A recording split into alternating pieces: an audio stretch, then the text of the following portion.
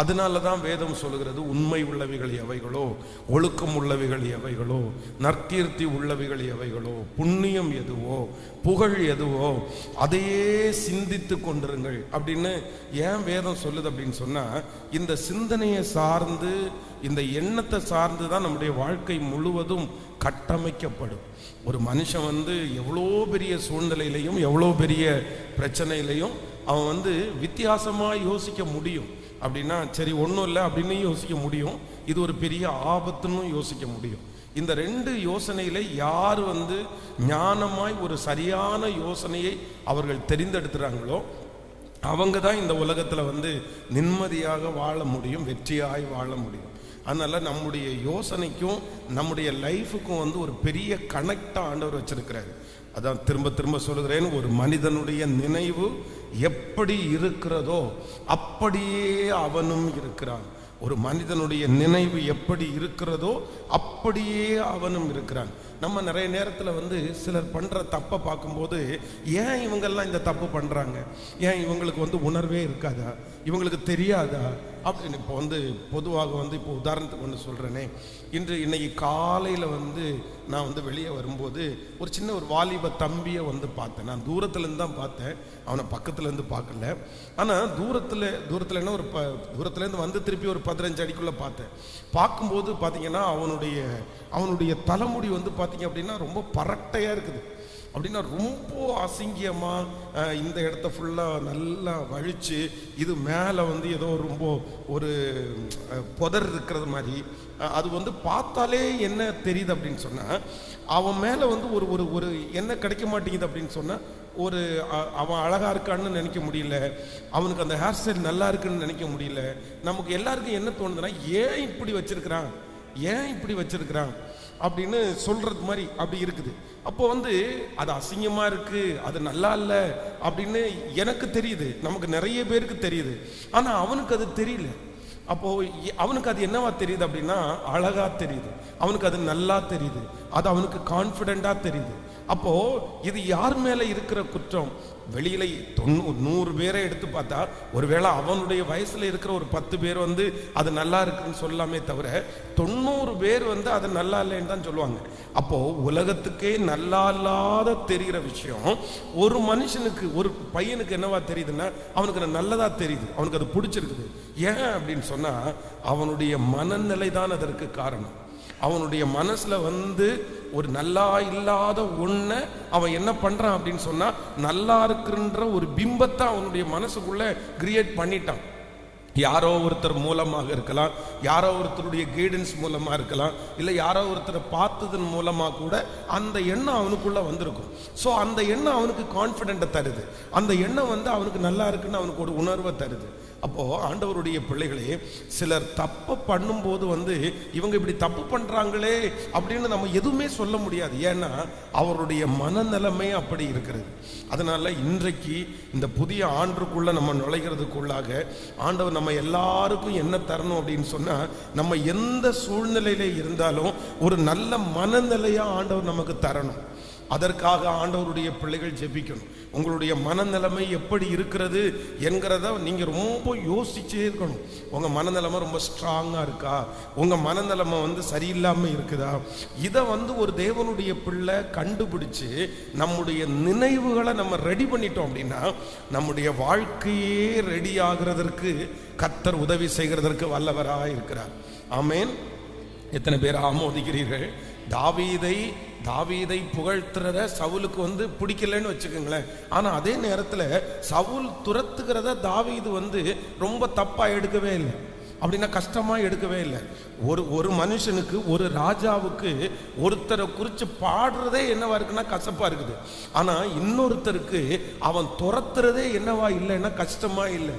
அப்போ சவுலுடைய மனநிலைமை எப்படி இருக்குது, தாவீதனுடைய மனநிலைமை எப்படி இருக்குது? தாவீதனுடைய மனநிலைமை எப்படி இருக்குன்னா, ஸ்ட்ராங்கான ஒரு நல்ல மனநிலையா இருக்குது. அப்படின்னா தன்னை ஒரு ராஜா துரத்தினாலும் அவனுக்குள்ள ஒரு மனநிலை இருக்குது, என்ன ஒன்றும் பண்ண முடியாது, ஆண்டவர் என்னை அபிஷேகித்து இருக்கிறார், ஆண்டவர் என்னை நடத்திட்டு இருக்கிறாரு, இவங்க ஒண்ணுமே என்ன, அந்த மனநிலைமை அவருக்குள்ள இருக்குது. ஆனா சவுல் ராஜாவுக்கு அவர் ராஜாவா இருந்தாலும் இவன் ஒருவேளை நம்மளை கொன்றுவானோன்ற மனநிலைமை இருக்கிறது. அப்போ ரெண்டு பேருக்கும் பதவி வித்தியாசமானது, ஆசீர்வாதங்கள் வித்தியாசமானது. ஆனா இந்த மனநிலைமை சரியில்லாததுனால வேதம் சொல்லுது, ஒருத்தன் வாழ்ந்தான், ஒருத்தன் அழிந்தான்.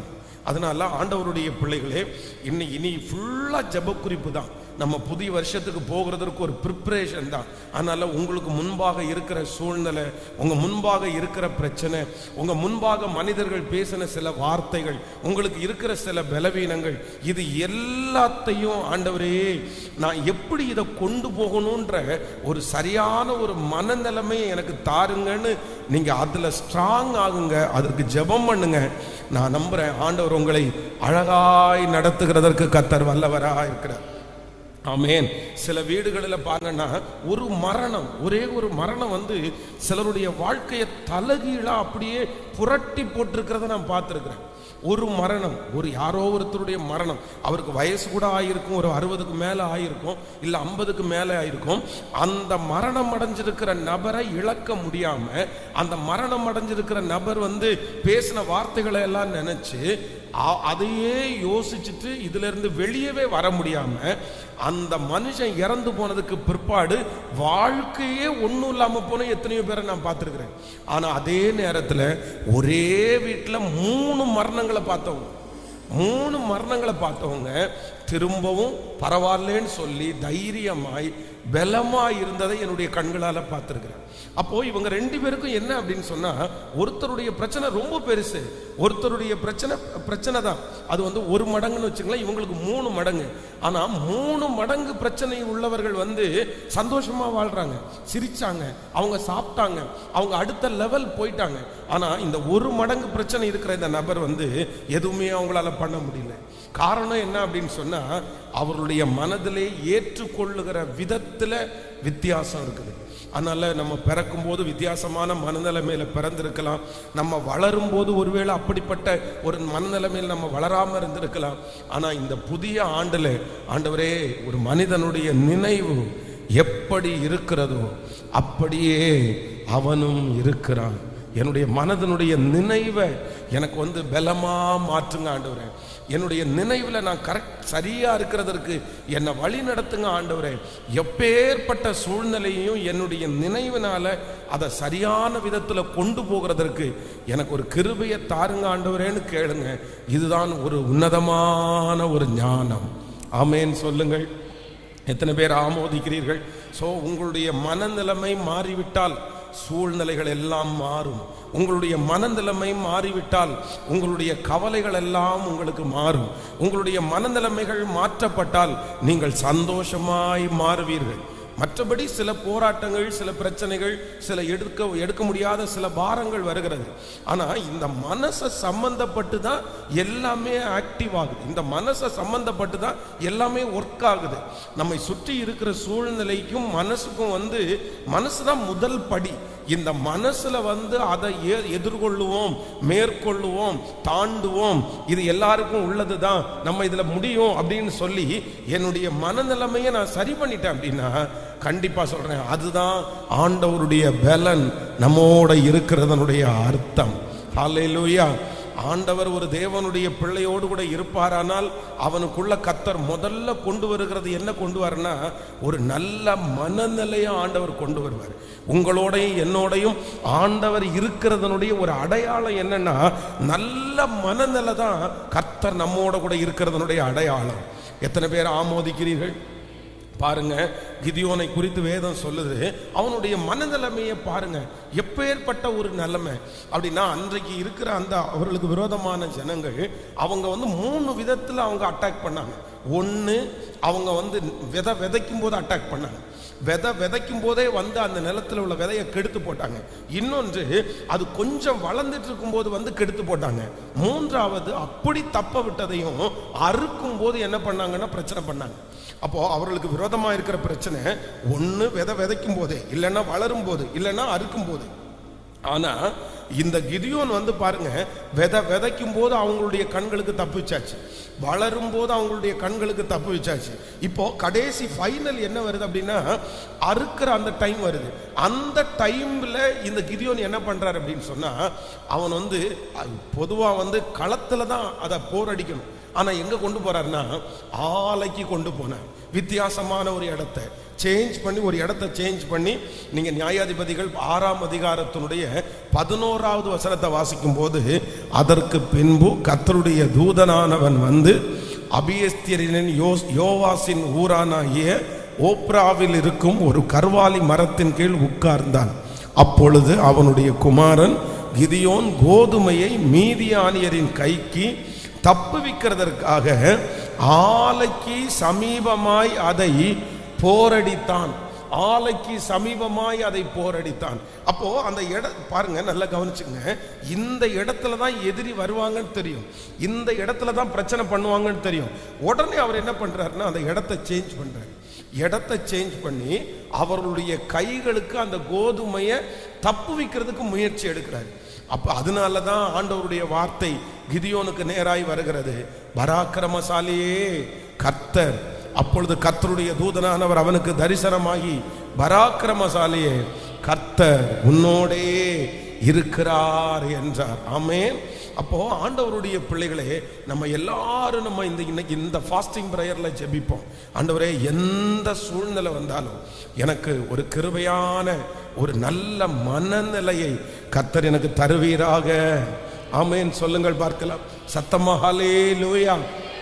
அப்போ இந்த மனநிலைமையை நம்ம ரெடி பண்றதற்கு ஆண்டவர் நமக்கு உதவி செய்கிறதற்கு கர்த்தர் வல்லவரா இருக்கிறார். ஒரு நல்ல ஸ்ட்ராங்கான ஒரு மனநிலைமையை கர்த்தர் வருகிற ஆண்டு உங்களுக்கு தரப்போகிறார். நீங்க எல்லாரும் அதை தாண்ட போகிறீர்கள். ஆமை, நிறைய இடத்துல பயந்த நீங்கள் தைரியமாய் மாற போகிறீர்கள். நிறைய இடத்துல ஒதுங்கி ஒதுங்கி போன நீங்க அந்த இடத்துல முன்னணியில நிற்கிற அளவிற்கு உங்க மனநிலைமையை கர்த்தர் புதியது படுத்த போகிறார். சோர்ந்து சோர்ந்து போன நீங்கள் இனி தைரியமாகி பலப்பட்டு ஒரு நல்ல மனநிலைமைக்கு கர்த்தர் உங்களை கொண்டு வர போகிறார்.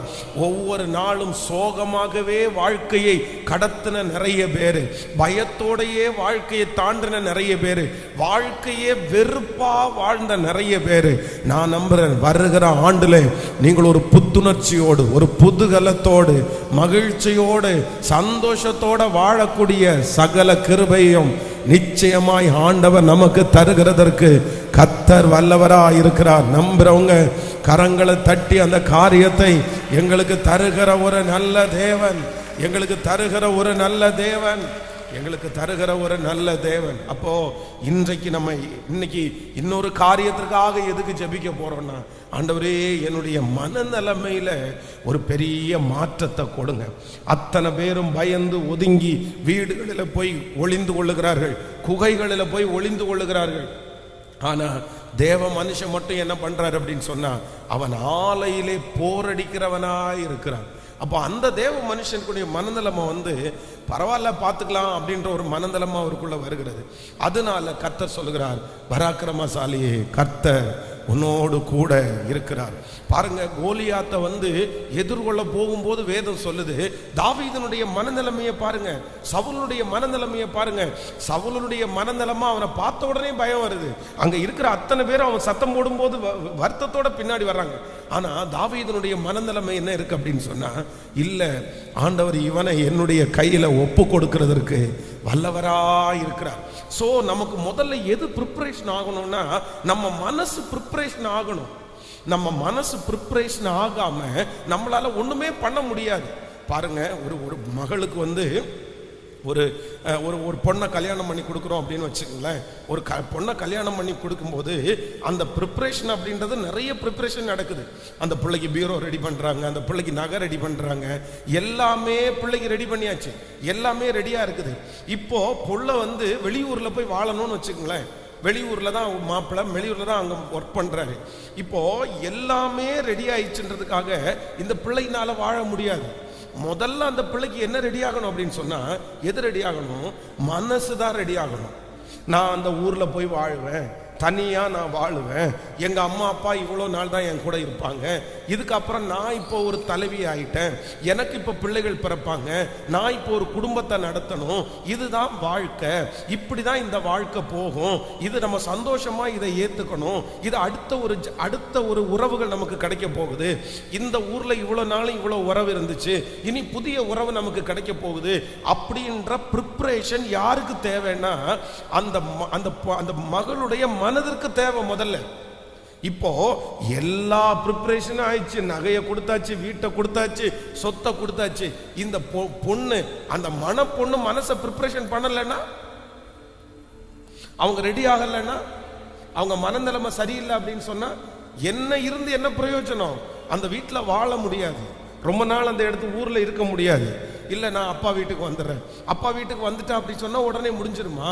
கல்யாணம் பெண் பண்ணி கொடுத்த ஒரு பிள்ளை வீட்டுக்குள்ளே வந்து இருக்கிறது அப்படின்றது அவங்க தாய் தகப்பனுக்கு எவ்வளோ பெரிய வருத்தம், எவ்வளோ பெரிய கஷ்டம்.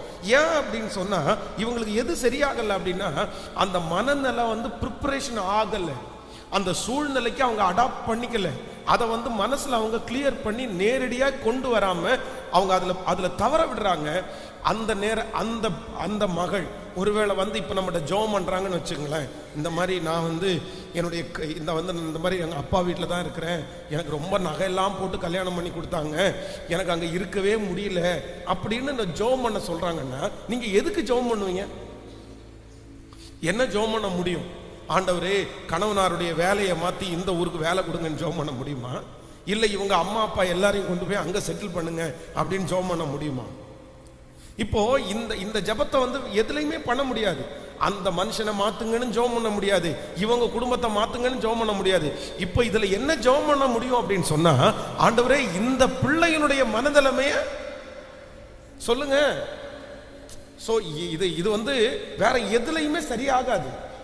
இது அந்த கணவனார் வேலையை மாத்துறதுனாலையும் சரியாகாது, இந்த பொண்ணுடைய அம்மா அப்பா அவங்க வீட்டுக்கு போறதுனாலையும் சரியாகாது. இது என்ன அப்படின்னு சொன்னா, அந்த குறிப்பிட்ட அந்த பிரச்சனைக்குரிய அந்த நபர் தன்னுடைய மனதை ரெடி பண்ணாம இந்த பிரச்சனையிலிருந்து வெளியே வரவே முடியாது. அப்போ ஆண்டவருடைய பிள்ளைகளே, இன்றைக்கு ஒரு கிருபையை ஆண்டவரிடத்துல கேட்போம். ஆண்டவரே எனக்கு ஒரு கிருபையை கர்த்தர் தாங்க, என்னுடைய மனதை நான் என்ன பண்ணணும்னா எல்லாவற்றுக்கும் பக்குவப்படுத்தக்கூடிய ஒரு தயவை கர்த்தர் கட்டளையிடுவீராக. உலகத்தில் இருக்கிற பாவத்தை சுமந்து தீர்க்கிறது அப்படின்றது சாதாரண பாரம் அல்ல, இது பெரிய பாரம். ஆண்டவர் 100% தேவனா இருந்தும் 100% அவர் மனிதனா இருந்தார். இப்போ ஒரு பெரிய பிரச்சனையை எதிர்கொள்ளணும், சிலுவையை எதிர்கொள்ளணும். சிலுவையினுடைய வலியை விட இந்த உலகத்தினுடைய பாவத்தை சுமந்து தீர்க்கிறது என்கிறது பெரிய வலி. அந்த வலிக்கு அவர் என்ன பண்றாருன்னா, கெத்செமனே தோட்டத்தில் போயிட்டு தன்னுடைய மனசை அவர் என்ன பண்றாரு, அவருடைய மனசை ப்ரிப்பரேஷன் பண்றாரு, ரெடி பண்றாரு. அந்த நேரத்தில் தான் வேதம் சொல்லுகிறது, ஒரு தூதன் அவரை தேற்றினான். அப்போ ஆண்டவருடைய பிள்ளைகளே, ஆண்டவராகிய இயேசு கிறிஸ்துவே இந்த உலகத்திலே இருக்கும்போது இந்த முழு உலகத்தினுடைய பாரத்தை சுமக்கிறதற்கு அவருக்கு என்ன தேவைப்பட்டுச்சு? மனசளவில் ஒரு ப்ரிப்பரேஷன். சத்தமா சொல்லுங்க, மனசளவில் ஒரு ப்ரிப்பரேஷன் தேவைப்பட்டுருச்சு. இப்போ இன்றைக்கு இந்த ஃபாஸ்டிங் ப்ரேயர்ல இருக்கிற ஒவ்வொருவரும் எதை நீங்க ப்ரிப்பரேஷன் பண்ணணும் அப்படின்னு சொன்னா, சில சூழ்நிலைகளை நம்மளால மாற்ற முடியுமான்னு கேட்டா மாற்ற முடியாது. வேதம் சொல்லுகிறது, எத்தியோப்பியன் தன் தோலை மாற்றக்கூடுமானால் என் ஜனங்கள். சில சூழ்நிலை, சில பிரச்சனை, சில சிச்சுவேஷன் எல்லாம் அது அப்படியே தான் இருக்கும். ஆனா யார் தான் மாறணும்? சத்தமா சொல்லுங்க, அதுல யார் தான் மாறணும்? சில சூழ்நிலை நமக்காக மாறும், சில சூழ்நிலைக்காக நம்ம மாறணும். பக்கத்துல கையை பிடிச்சு சொல்லுங்க, சில சூழ்நிலை நமக்காக மாறும். எல்லாரும் சொல்லுங்க, சில சூழ்நிலை நமக்காக மாறும். இல்ல 90% சூழ்நிலை நமக்காக மாறும். ஆனா 10% சூழ்நிலையை யார் தான் மாத்திக்கணும்? கேட்கல. அதை போய் நம்ம 40 வருடங்கள் மோசே வனாந்தரத்துல இருக்கணும் அப்படின்றது ஆண்டவருடைய திட்டம். ஆண்டவர் அங்கதான் 40 வருஷம் அவனை உட்கார வச்சு உருவாக்கணும்னு ஆண்டவருடைய திட்டம். இதை யாராவது மாற்ற முடியுமா? இதை யாருமே மாற்ற முடியாது. சோ அந்த சூழ்நிலைக்கு தகுந்தது போல யார் தான் மாறி ஆகணும்? தேவனுடைய மனுஷனாகிய மோசே தான் மாறி ஆகணும். அந்த இடத்துல மோசே தான் சேஞ்ச் ஆகணும். யோசேப்பு 14 வயதிலே வீட்டை விட்டு வெளியே போயிறாரு அப்படின்னு சொன்னா அவனுக்கு ஒரு எகிப்து இருக்குது.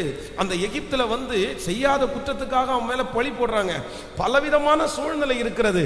இந்த சூழ்நிலைக்கு தகுந்தது போல யார் தான் ரெடி ஆகணும் அப்படின்னு சொன்னா அவ்வளவுதான். யோசேப்பு ரெடி ஆயிட்டான் பாருங்களேன். போத்திபாருடைய வீட்டுல மனசுல ரெடி பண்ணிட்டான்.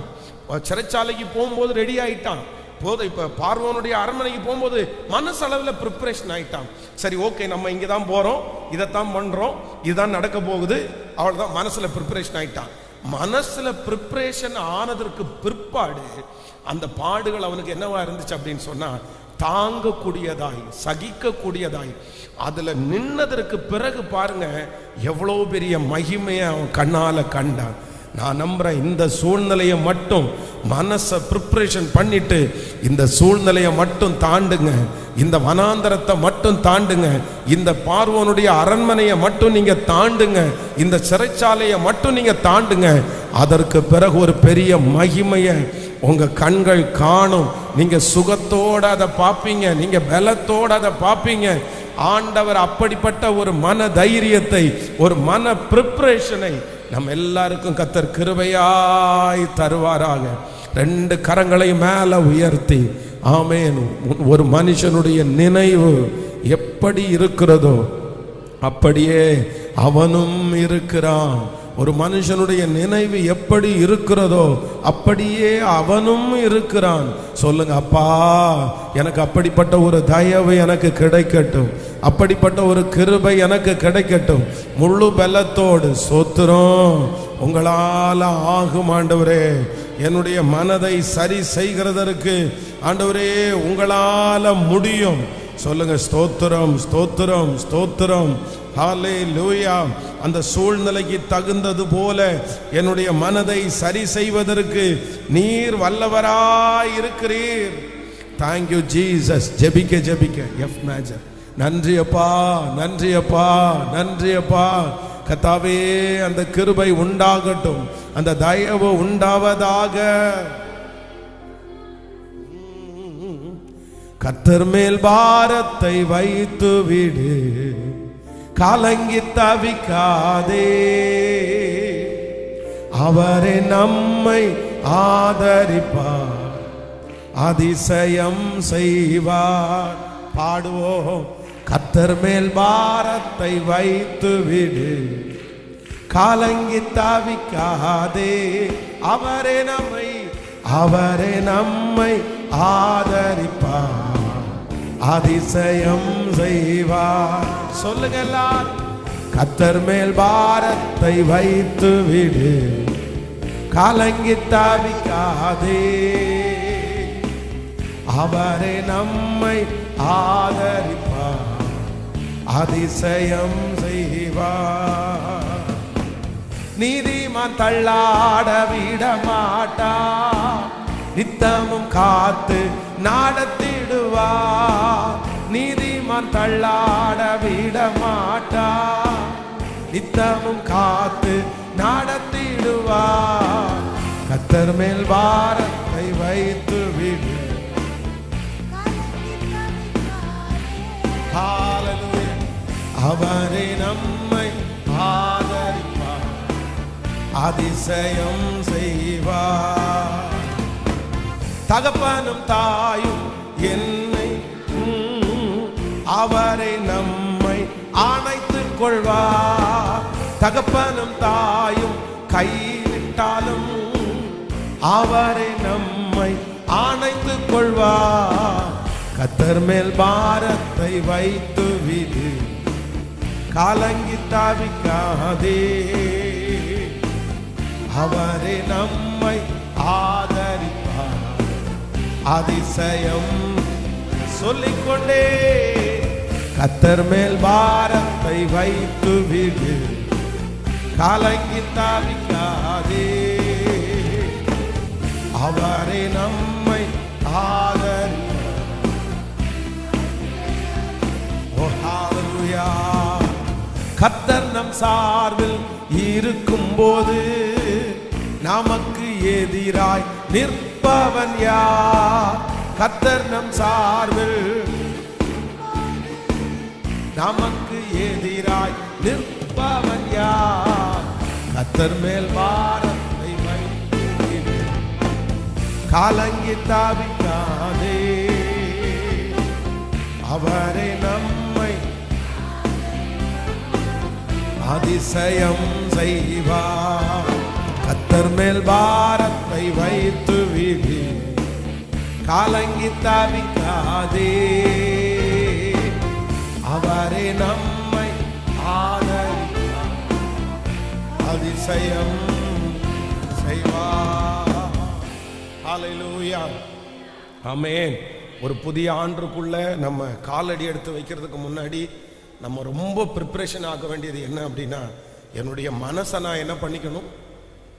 என்னுடைய மனசை நான் என்ன பண்ணிக்கணும்? ப்ரிப்பரேஷன் ஆகிக்கணும். இந்த கான்ஃபிடென்ட்டு அப்படின்ற ஒன்று இருக்குல்ல அப்படின்னா, ஒரு தைரியம். இந்த கான்ஃபிடென்ட் வந்து யாருக்கு வரும் அப்படின்னு சொன்னால், நல்ல மனநிலைமையிலே இருக்கிறவர்களுக்கு தான் அது வரும். நல்ல மனநிலைமையில் இருக்கிறவர்களுக்கு தான் வரும். ஒன்று நினைத்து கொள்ளுங்கள், நம்ம நம்ம நம்ம வந்து நினைக்கிறத பொறுத்து தான். இப்போது நீங்கள் வந்து நிறைய பேரை வந்து இந்த டிரான்ஸ்ஜெண்டர் நிறைய பேரை பார்த்துருப்பீங்க, உங்களுக்கு தெரியும். பொதுவாக வந்து இந்த டிரான்ஸ்ஜெண்டர் பார்க்குறவங்க 90% 90% பேர் என்ன பண்ணியிருப்பாங்க?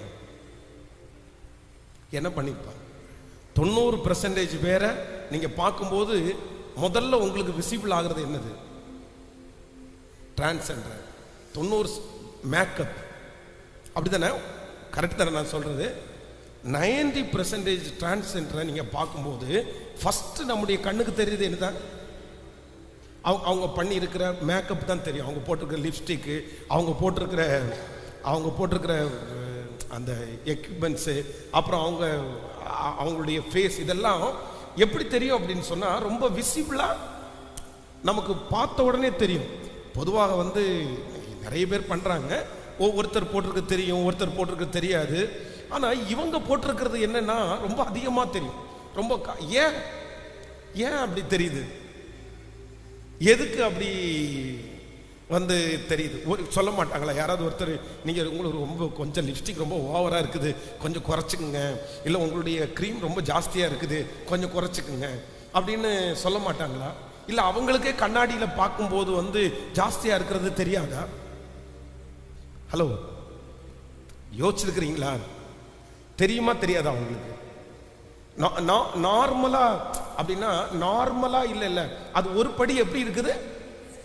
நீங்க எல்லாருமே வந்து ஒரு 2 கோட்டு போட்டீங்கன்னா அவங்க ஒரு 10 கோட்டுன்னு வச்சுங்களேன். அந்த மாதிரி வந்து எப்படி இருக்கு? அது எப்படி இருக்குது? எக்ஸ்ட்ராவா இருக்குது.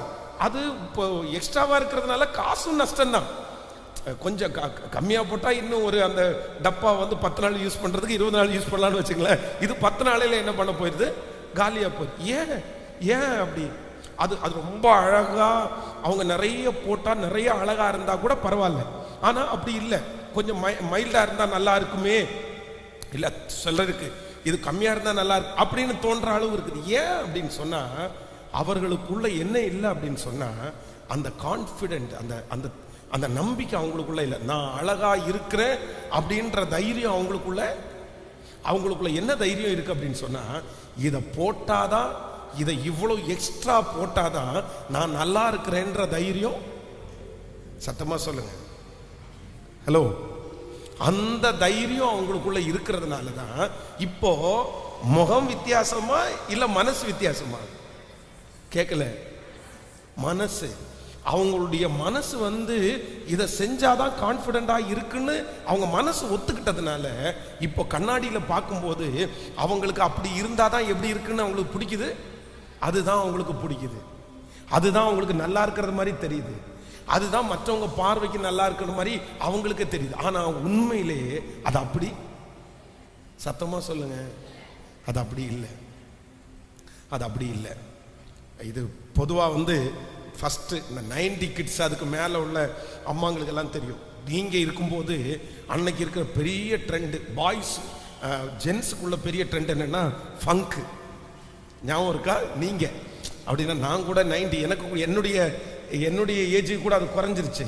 ஆனால் எனக்கு முன்னாடி இருக்கிற அம்மாங்க ஐயாங்க எல்லாருக்கும் என்னன்னா, உங்களுக்கு அந்த டைம்ல இருக்கிற பசங்க, அன்னைக்கு பசங்கன்னு சொல்றவங்க, இன்னைக்கு ஐயா, இன்னைக்கு தாத்தா, அப்போ அந்த டைம் உங்களுக்கு ரொம்ப கவர் பண்ணது என்னது?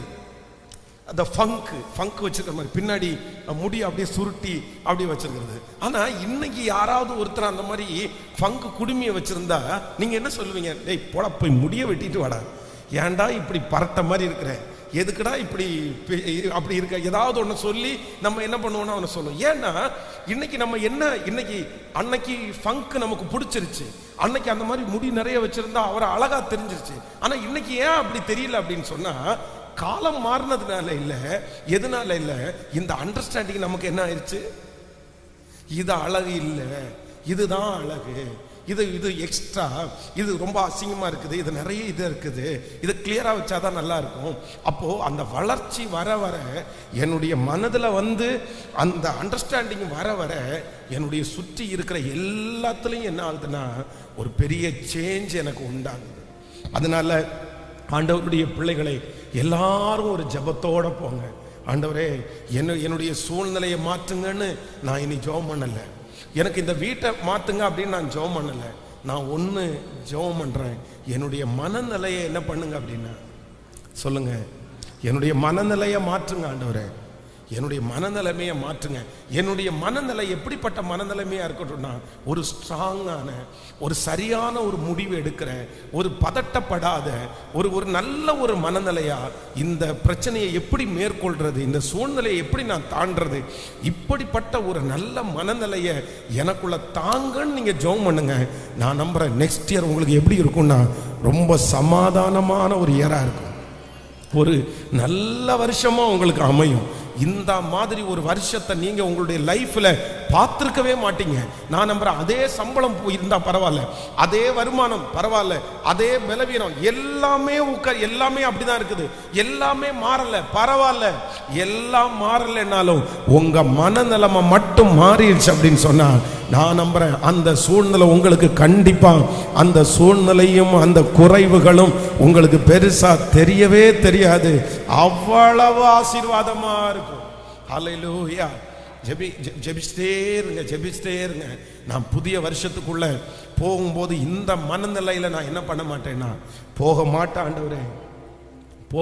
ஆண்டவரே, எனக்கு கிருபையாய் கர்த்தர் தயவாய் இறங்குகிறதற்கு கர்த்தர் நல்லவராய் இருக்கிறார், ஒரு ஸ்ட்ராங்கான ஒரு மனநிலைமையை தர்றதற்கு கர்த்தர் எனக்கு நல்லவராய் இருக்கிறார். ஹல்லேலூயா, ஆமென். அதே பேதுரு தான் ஆண்டவருடைய தொடுதலுக்கு முன்னாடி ஒரு பேதுரு, ஆண்டவருடைய தொடுதலுக்கு பின்னாடி ஒரு பேதுரு.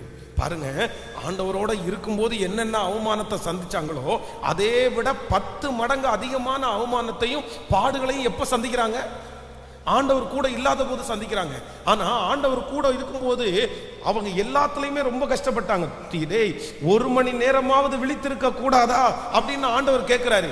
ஆனா வேதம் சொல்லுது அவருடைய கண்கள் நித்திரை மயக்கம் அடைந்திருந்ததுனால யாருமே என்ன பண்ணலையாமா, விழிச்சுக்கவே இல்லை.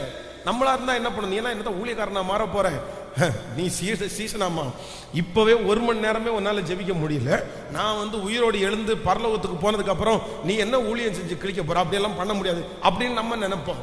ஆனா அந்த மனுஷனை பாருங்க, 1 மணி நேரம் விழிச்சிருக்க முடியாத அந்த மனுஷன் ராத்திரி பகலா ஊழியம் செய்யறாரு, ராத்திரி பகலா ஓடுறாரு, தன்னுடைய ஜீவனை கூட அவர் துச்சமா நினைக்கிறாரு. எப்படிப்பா இப்படி வந்துருச்சு? பரிசுத்த ஆவியானவர் அவர்களுக்குள்ள வந்த உடனே எதுல ஒரு சேஞ்ச் வருது அப்படின்னா, இந்த மனநிலையில ஒரு மாற்றம் வந்த உடனே அதே சூழ்நிலை தொடர்ந்தா கூட அவங்களுக்கு என்னவா தெரியலன்னா பாரமா தெரியவே இல்லை. உங்களுக்கு இந்த பிரச்சனை பாரமாய் தெரியாது, உங்களுக்கு இந்த அவமானம் பாரமாய் தெரியாது, நீங்க கடந்து போகிற இந்த சூழ்நிலை உங்களுக்கு பாரமா தெரியாது. நான் நம்புறேன் இந்த சூழ்நிலையை ஆண்டவர் நெக்ஸ்ட் இயர் மாத்துறாரோ இல்லையோ, மாத்துவார். நான் நம்புறேன் நீங்க கடந்து போற சூழ்நிலை கண்டிப்பா நெக்ஸ்ட் இயர் மாறும். அப்படி ஒருவேளை அந்த சூழ்நிலையை கர்த்தர் நீடிக்க வச்சாலும் உங்களை அந்த சூழ்நிலைக்கு தகுந்தது போல உங்க மனநிலைமையை ஆண்டவர் மாற்றி, கர்த்தர் உங்களை ஸ்ட்ராங் பண்ணி, ஆண்டவர் உங்களை பலப்படுத்தி அந்த மனநிலைமையை அதற்காக மாற்றி, ஆமென், உங்களை அந்த பாதையில நேர்த்தியாய் நடத்துகிற ஒரு கர்த்தர் நேர்த்தியாய் நடத்துகிற கர்த்தர்.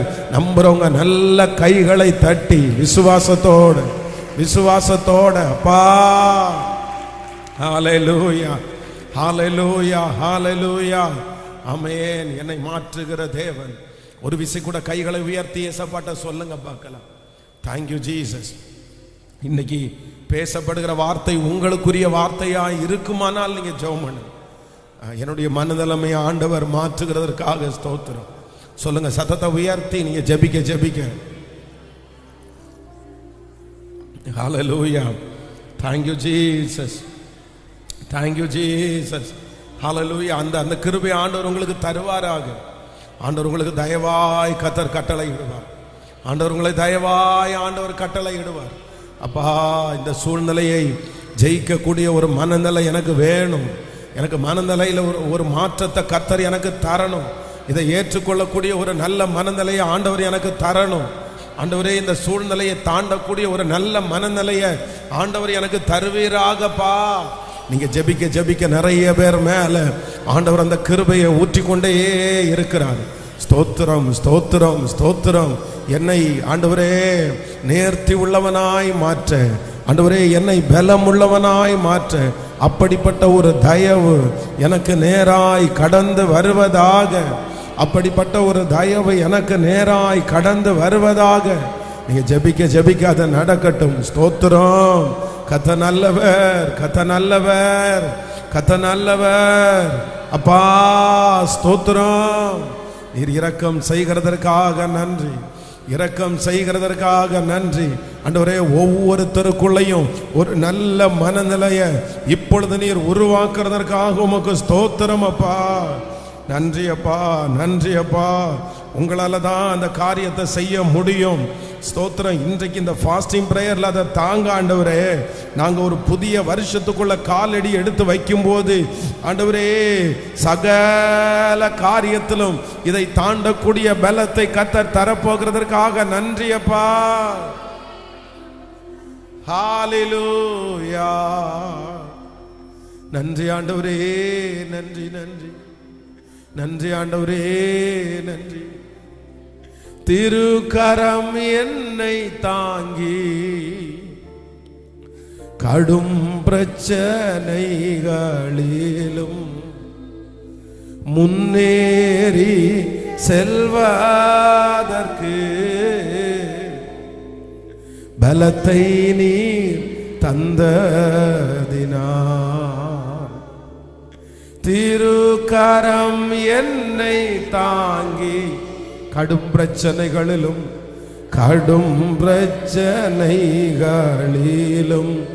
சொல்லுவோம் முன்னேறி செல்வதற்கு பலத்தை நீ தந்ததினார், பலத்தை நீ தந்ததினார். கைகளை வைத்து இயேசுவே, இயேசுவே,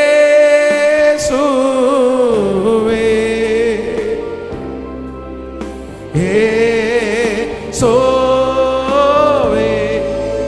சொல்லுவேன் எல்லாரும். இயேசுவே நன்றியோடு, இயேசுவே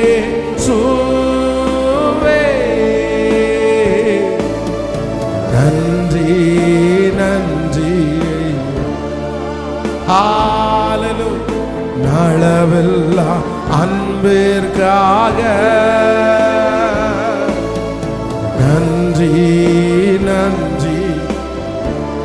இயேசுவே அளவெல்லாம் அன்பிற்காக முழு பலத்தோடு இயேசுவே, இயேசுவே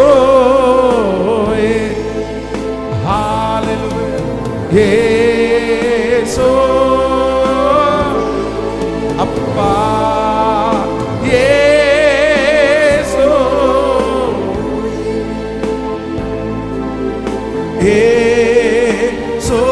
இயேசுவே நன்றி நன்றி ஐயா. உம்மளவில்லா அன்பிற்காக நன்றி நன்றி ஐயா. என்ன நான் செலுத்திடுவேன். ஆயிரம் பாடல்களோ என்னுயிர் காலம் முழுதும், என்னுயிர் காலம் முழுதும் ரட்சிப்பை உயர்த்திடுவேன், ரட்சிப்பை உயர்த்திடுவேன். சொல்லுவேன் என்ன நான் செலுத்திடுவேன். ஆயிரம் பாடல்களோ என்னுயிர் காலம் முழுதும், என்னுயிர் காலம் முழுதும் ரட்சிப்பை உயர்த்திடுவேன், ரட்சிப்பை உயர்த்திடுவேன். இப்ப கைகளை உயர்த்தி சொல்லுவோம். இயேசுவே முழு பலத்தோடு இயேசுப்பா நன்றியப்பா, கத்த நல்லவர். இயேசுவே திரும்ப திரும்ப சொல்லுவோம். இயேசுவே ஹalleluya. நீர் இறங்கி வாரும் ஆண்டவரே. இயேசுவே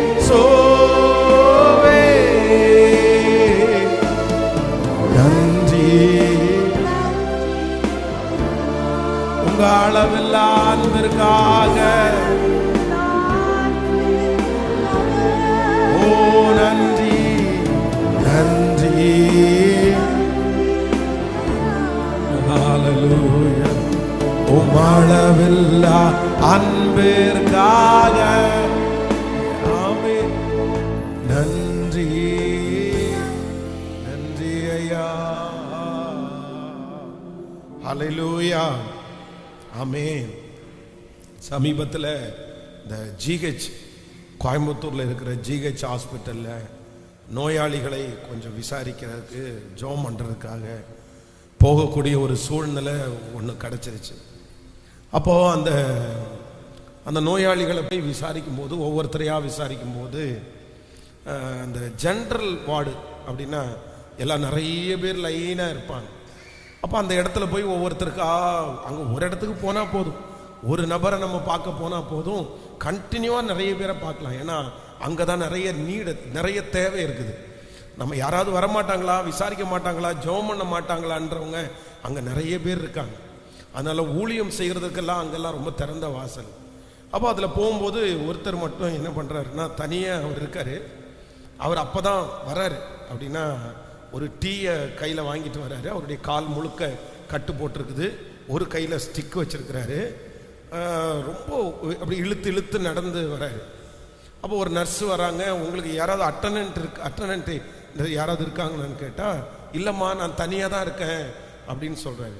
அப்போ நான் போய் அவருக்கு பக்கத்தில் போய், என்னங்கய்யா நீங்கள் தனியாக தான் இருக்கிறீங்களா அப்படின்னு கேட்டால், அவரே தனியாக யாரும் அவருடைய அதில் யாருமே இல்லைன்ற அனாதை. அப்படின்னா அவரை விசாரிக்கிறதுக்கோ, அவருக்கு டீ கொடுக்கறதுக்கோ, மாத்திரை எடுத்து கொடுக்கறதுக்கோ, அவருக்கு பக்கத்தில் உட்கார்றதுக்கோ ஒருத்தருமே இல்லை. அட்டனன்ட் யாருமே அவருக்கு இல்லை.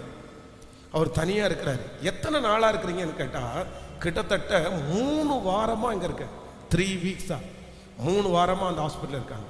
ஆனால் அவரே போய் டீ வாங்கிட்டு, அவரே மெடிசன் வாங்கிட்டு, அவரே இன்னும் போயிடுவேன், எப்படி ஒரு 10 நாளில் ரெடியாகி நான் போயிடுவேன் அப்படின்னு சொல்கிறார் அவர். இது ஒரு செட்டப். அதே போல் கங்கா ஹாஸ்பிட்டலில் ஒருத்தரை விசாரிக்கிறதுக்காக போயிருக்கிறேன்.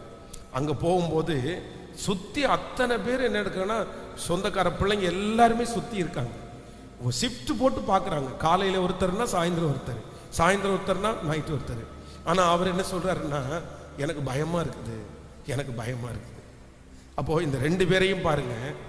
ஒருத்தருக்கு அட்டனன்டர் கூட யாருமே இல்லை. ஆனால் அவருக்கு என்ன இல்லை? சத்தமாக சொல்லுங்க. பயம் இல்லை. ஒரு கால் ஃபுல்லாகவே அவருக்கு போயிடுச்சு. காலில் இழுத்து இழுத்து நடக்கிறாரு. ஆப்ரேஷன் பண்ணி இருக்கிறது.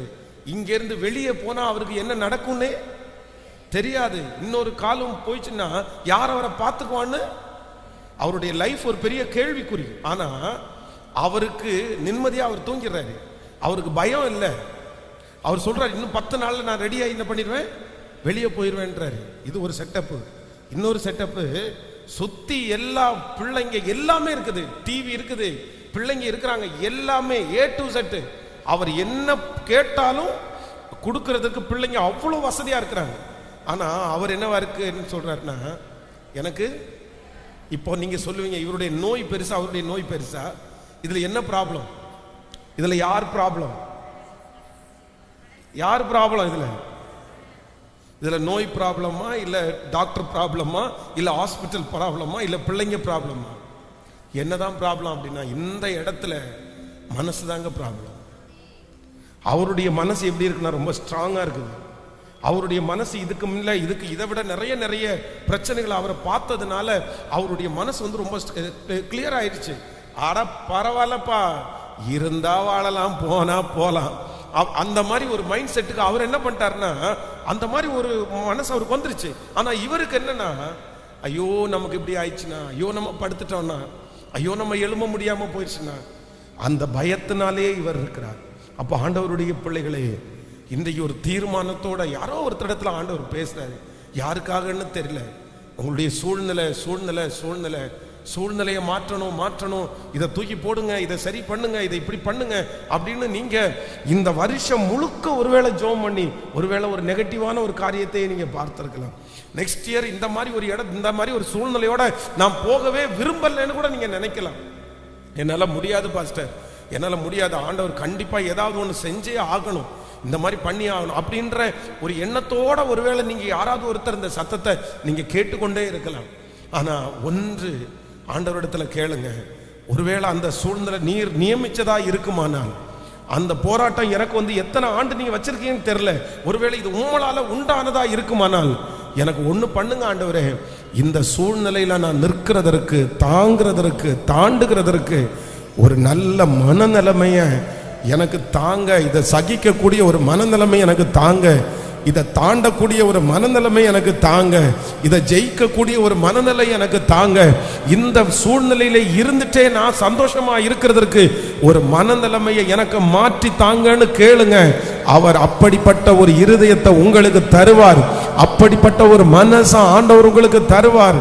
நிச்சயமாகவே நீங்கள் சோகத்தோடு மன தாங்கத்தோடு இருக்க போவது இல்லை. உங்களிடத்தில் ஒரு புதுமை உண்டாகும், நீங்கள் புதுமையாய் மாற்றப்படுவீர்கள். அல்லேலூயா, ஆமென். இன்னைக்கு முழுக்க ஜெபம் பண்ணுங்க. இந்த புதிய வருஷத்தினுடைய ஜெப குறிப்பை வச்சு ஜெபம் பண்ணும்போது ஜெபம் பண்ணுங்க, என்னுடைய மனநிலைமையில ஒரு பெரிய மாற்றத்தை கர்த்தர் கிருபையாய் தருகிறதற்கு ஆண்டவர் வல்லவராய் இருக்கிறார். ஹல்லேலூயா, ஆமென். என் தேவனால் எதையும் செய்கிறதற்கு பலன் உண்டு. எனக்கு அந்த ஆசையா இருக்குது, எல்லாரையும் ஆண்டவர் தலைவர்களா மாத்திட்டார்னா ஒரு கஷ்டமும் நமக்கு இல்லவே இல்லை. அநேகருக்கு இந்த உலகத்துல எத்தனையோ லட்சம் பேருக்கு இந்த ஆலோசனை இல்லாமல் அலைந்து கொண்டிருக்கிறார்கள், மனநிலைமையில ரொம்ப பயந்து இருக்கிறார்கள். அவர்களுக்கெல்லாம் யார் தைரியம் சொல்லுவார்? அவர்களுக்கெல்லாம் யார் தைரியம் சொல்ல முடியும்? உலகத்தானா, இல்ல ஒரு மோட்டிவேஷன் ஸ்பீச்சரா தைரியம் சொல்ல முடியும்? ஆண்டவருடைய பிள்ளைகளாகிய நம்ம தான் அவங்களுக்கு தைரியம் சொல்லணும். அவங்களுக்கு முன்னாடி நம்ம தான் வாழ்ந்து காமிக்கணும். ஆண்டவர் நம்மளை எப்படி வச்சிருக்கிறார்னா, மேகம் போன்ற திரளான சாட்சிகளாய் கர்த்தர் உங்களையும் என்னையும் வச்சிருக்கிறார். நீங்களும் நானும் சாதாரணமான மனிதர்கள் அல்ல, நீங்களும் நானும் சாட்சிகள், வருகிற ஜெனரேஷனுக்கு சாட்சிகள், பிரச்சனையில இருக்கிற பிள்ளைகளுக்கு நம்ம சாட்சிகள், போராட்டத்தில் இருக்கிற நிறைய பேருக்கு நம்ம ஒரு பெரிய சாட்சிகள். நீங்க சாட்சி, நீங்க ஒரு டெஸ்ட் மணி, நீங்க ஒரு சாதாரணமான ஒரு டெஸ்ட் மணி இல்ல, நீங்க ஒரு பெரிய டெஸ்ட் மணியா நீங்க மாறணும். நீங்க இருக்கிற இந்த சூழ்நிலையில இருந்துட்டு யாருமே இப்படி செய்ய முடியாதுன்ற ஒரு டெஸ்ட் மணியை ஆண்டவர் உங்களுக்கு கொடுக்கிறதற்கு வல்லவரா இருக்கிறார். இந்த மனுஷனை போல இருக்கவே முடியாதுன்ற அந்த டெஸ்ட் மணி உங்களால உண்டாக போகிறது. இவ்வளோ பெரிய காரியத்தை தாண்டினாங்களா அப்படின்னு சொல்ற அளவிற்கு நான் நம்புறேன், கர்த்தர் உங்களை அப்படி ஒரு சாட்சியாய், அப்படி ஒரு டெஸ்ட் மணியாய் நீங்க நிறைய பேருக்கு மாற போறீங்க. நம்புறவங்க கைகளை தட்டி ஆமேன் ஆமேன் என்று ஆமோதித்து ஸ்தோத்திரம் ஸ்தோத்திரம் ஸ்தோத்திரம், ஹல்லேலூயா. இது இவங்களால மட்டும்தான் முடியும், வேற யாரால இதை செய்ய முடியாது அப்படின்னு சொல்ற அளவிற்கு ஆண்டவர் உங்களை தைரியத்தினால கர்த்தர் கிருபையாய் நிரப்புவாராக. ஹல்லேலூயா.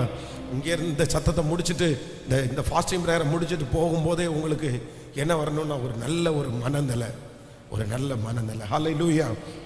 ஆண்டவருடைய பிள்ளைகளை கடந்த 2 வாரங்களாக நம்ம இந்த புது வருஷத்திற்காக நம்ம ஆயத்தமாயிட்டே இருக்கிறோம். அதில் இன்னைக்கு மிக முக்கியமாக நம்ம ஒரு காரியத்தை முழுக்க நம்ம அதை கழுவி நம்ம சுத்திகரித்து நம்ம ஒரு புதிய வருஷத்துக்குள்ளே போகிறோம். வாசிக்கலாம். வேதத்தை திறந்து ஒரு வசனத்தை நம்ம வாசிக்க போகிறோம். எபிரேயர் 12ஆம் அதிகாரத்தை எடுத்துக்கொள்ளுங்கள். எபிரேயர் 12ஆம் அதிகாரத்தினுடைய 15வது வசனத்திலிருந்து வாசிக்கலாமா? எபிரேயர் 12ஆம் அதிகாரம் 15வது வசனத்திலிருந்து வாசிக்கலாம். ஒருவனும் தேவனுடைய கிருபையை இழந்து போகாத படிக்கும் யாதொரு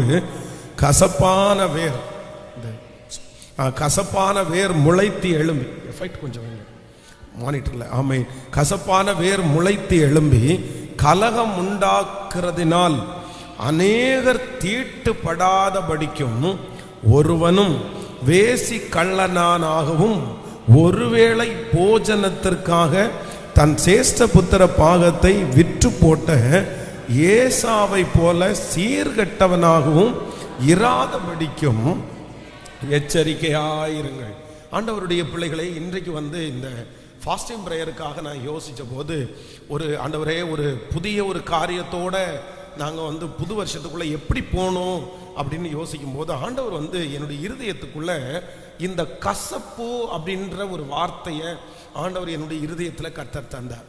இந்த கசப்பு அப்படின்னா, இந்த கசப்பு அப்படின்றது வேதம் சொல்லுகிறது இது ஒரு வேரா இருக்கிறது, ஒரு வேரா இருக்கிறது. பொதுவாக நம்ம நிறைய பேருக்குள்ள என்ன வரும் அப்படின்னு சொன்னா, இந்த கசப்பு என்கிற ஒன்று நமக்குள்ள முளைச்சிரும். ஆனா ரொம்ப டேஞ்சரான ஒண்ணு என்ன அப்படின்னா கசப்பு. வேதம் சொல்லுகிறது ஒரு புதிய வருஷத்துக்குள்ள நம்ம நுழைகிறோம். ஒரு புதிய வருஷம் நமக்காக ஆயத்தமாக்கப்பட்டிருக்கிறது.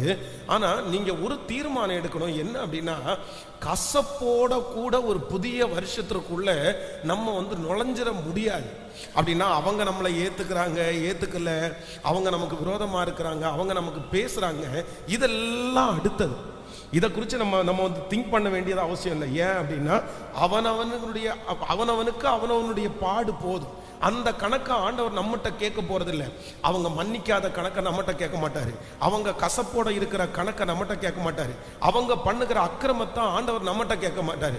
வேதம் சொல்லுது, அவனவன் செய்த கிரியைக்கு தக்க பலன் அவனவனோடே கூட வருகிறது.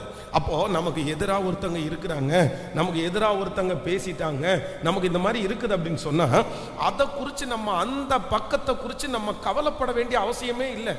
அந்த பக்கத்தை குறித்து நம்ம பார்க்க வேண்டிய அவசியமே இல்லை. நம்ம பார்க்க வேண்டியது என்ன அப்படின்னு சொன்னா, நம்ம சைடில் நமக்கு நீங்க ஒருவேளை இந்த புதிய ஆண்டுக்குள்ள போறீங்கல்ல, யார் மேலையாவது நீங்க கசப்பு வச்சிருக்கிறீங்களா? நீங்க மன்னிக்க வேண்டியவங்களை மனசார மன்னிச்சிட்டீங்களா? ஒருவேளை நீங்க பழையது மாதிரி அவங்கள்ட்ட பேசாம நீங்க இருக்கலாம். ஓகே, அது உங்களுடைய விருப்பம். நீங்க சரி இந்த மாதிரி துரோகம் பண்ணிட்டாங்க, திரும்ப நான் பேசினேன்னு சொன்னா, ஏன்னா சிலருடைய கேரக்டர் ரொம்ப மோசமான கேரக்டரா இருக்கும். மறுபடியும் நீங்க அப்படியே போய் பழையது மாதிரியே விழுந்துட்டீங்கன்னா அவங்க உங்களை அதே மாதிரி தான் ட்ரீட் பண்ணுவாங்க. அதனால துஷ்டன், துன்மார்க்கன், மோசமானவங்க அப்படின்னு தெரிஞ்சதற்கு பிற்பாடு அவங்களோட நம்ம டிராவல் பண்ண முடியாது, அவங்களோட நம்ம ஐக்கியம் வச்சிருக்க முடியாது, அவங்களோட நம்ம பிசினஸ் பண்ண முடியாது, அவங்களோட நம்ம எந்த டீலும் வைக்க வேண்டாம். ஆனா அதே நேரத்தில் மனசார அவங்க மேல என்ன இல்லாம இருக்கணும் அப்படின்னு சொன்னா, இந்த கசப்புன்ற ஒன்று நமக்குள்ளே இல்லாமல் இருக்கணும்.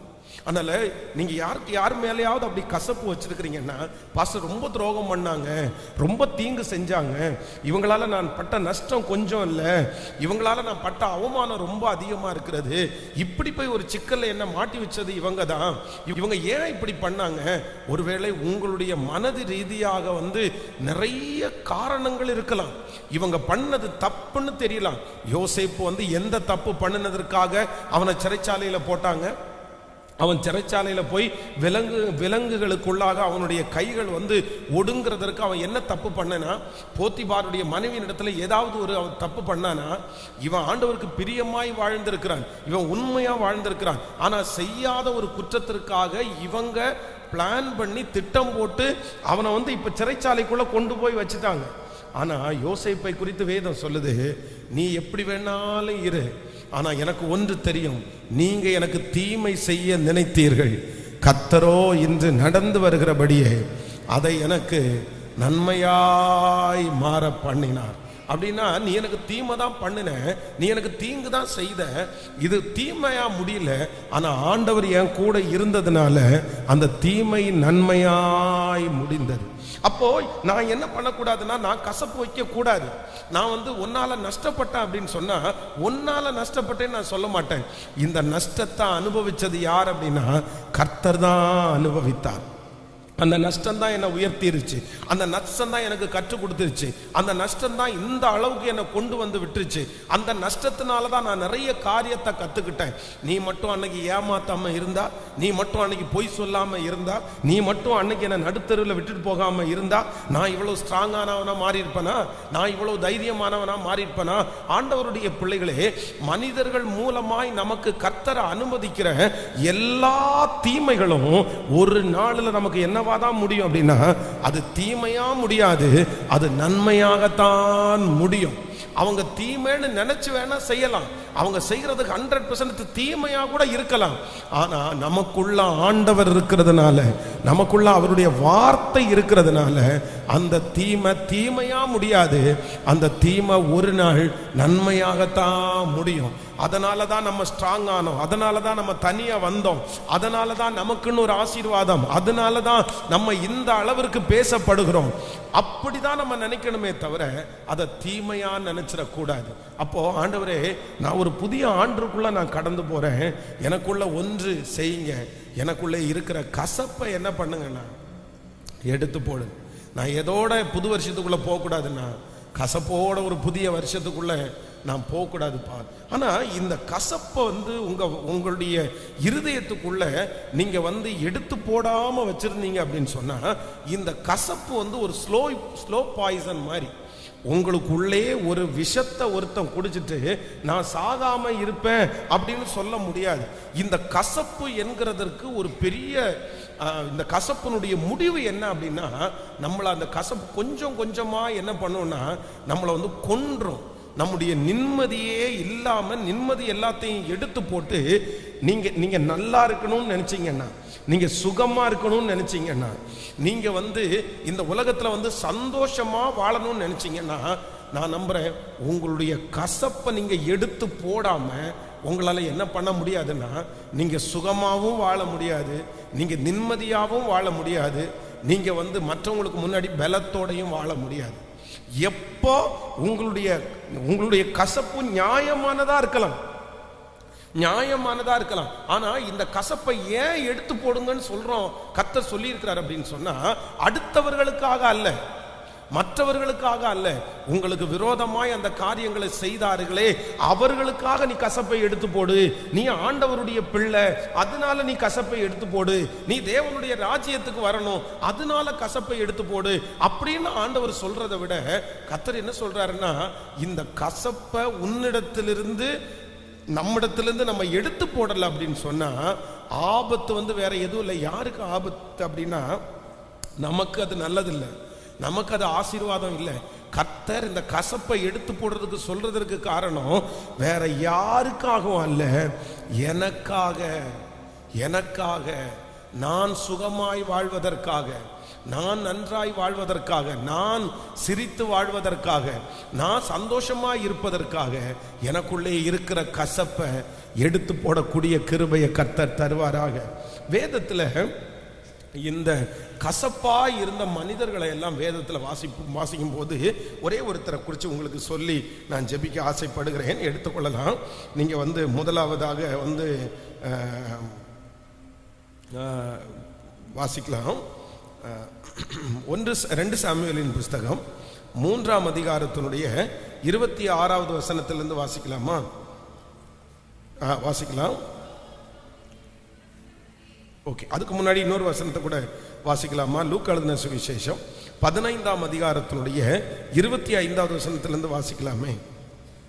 ஆமென். லூக்கா எழுதின சுவிசேஷம் 15ஆம் அதிகாரத்தினுடைய 25வது வசனத்திலிருந்து வாசிக்கலாம். அவனுடைய மூத்த குமாரன் வயலில் இருந்தான்.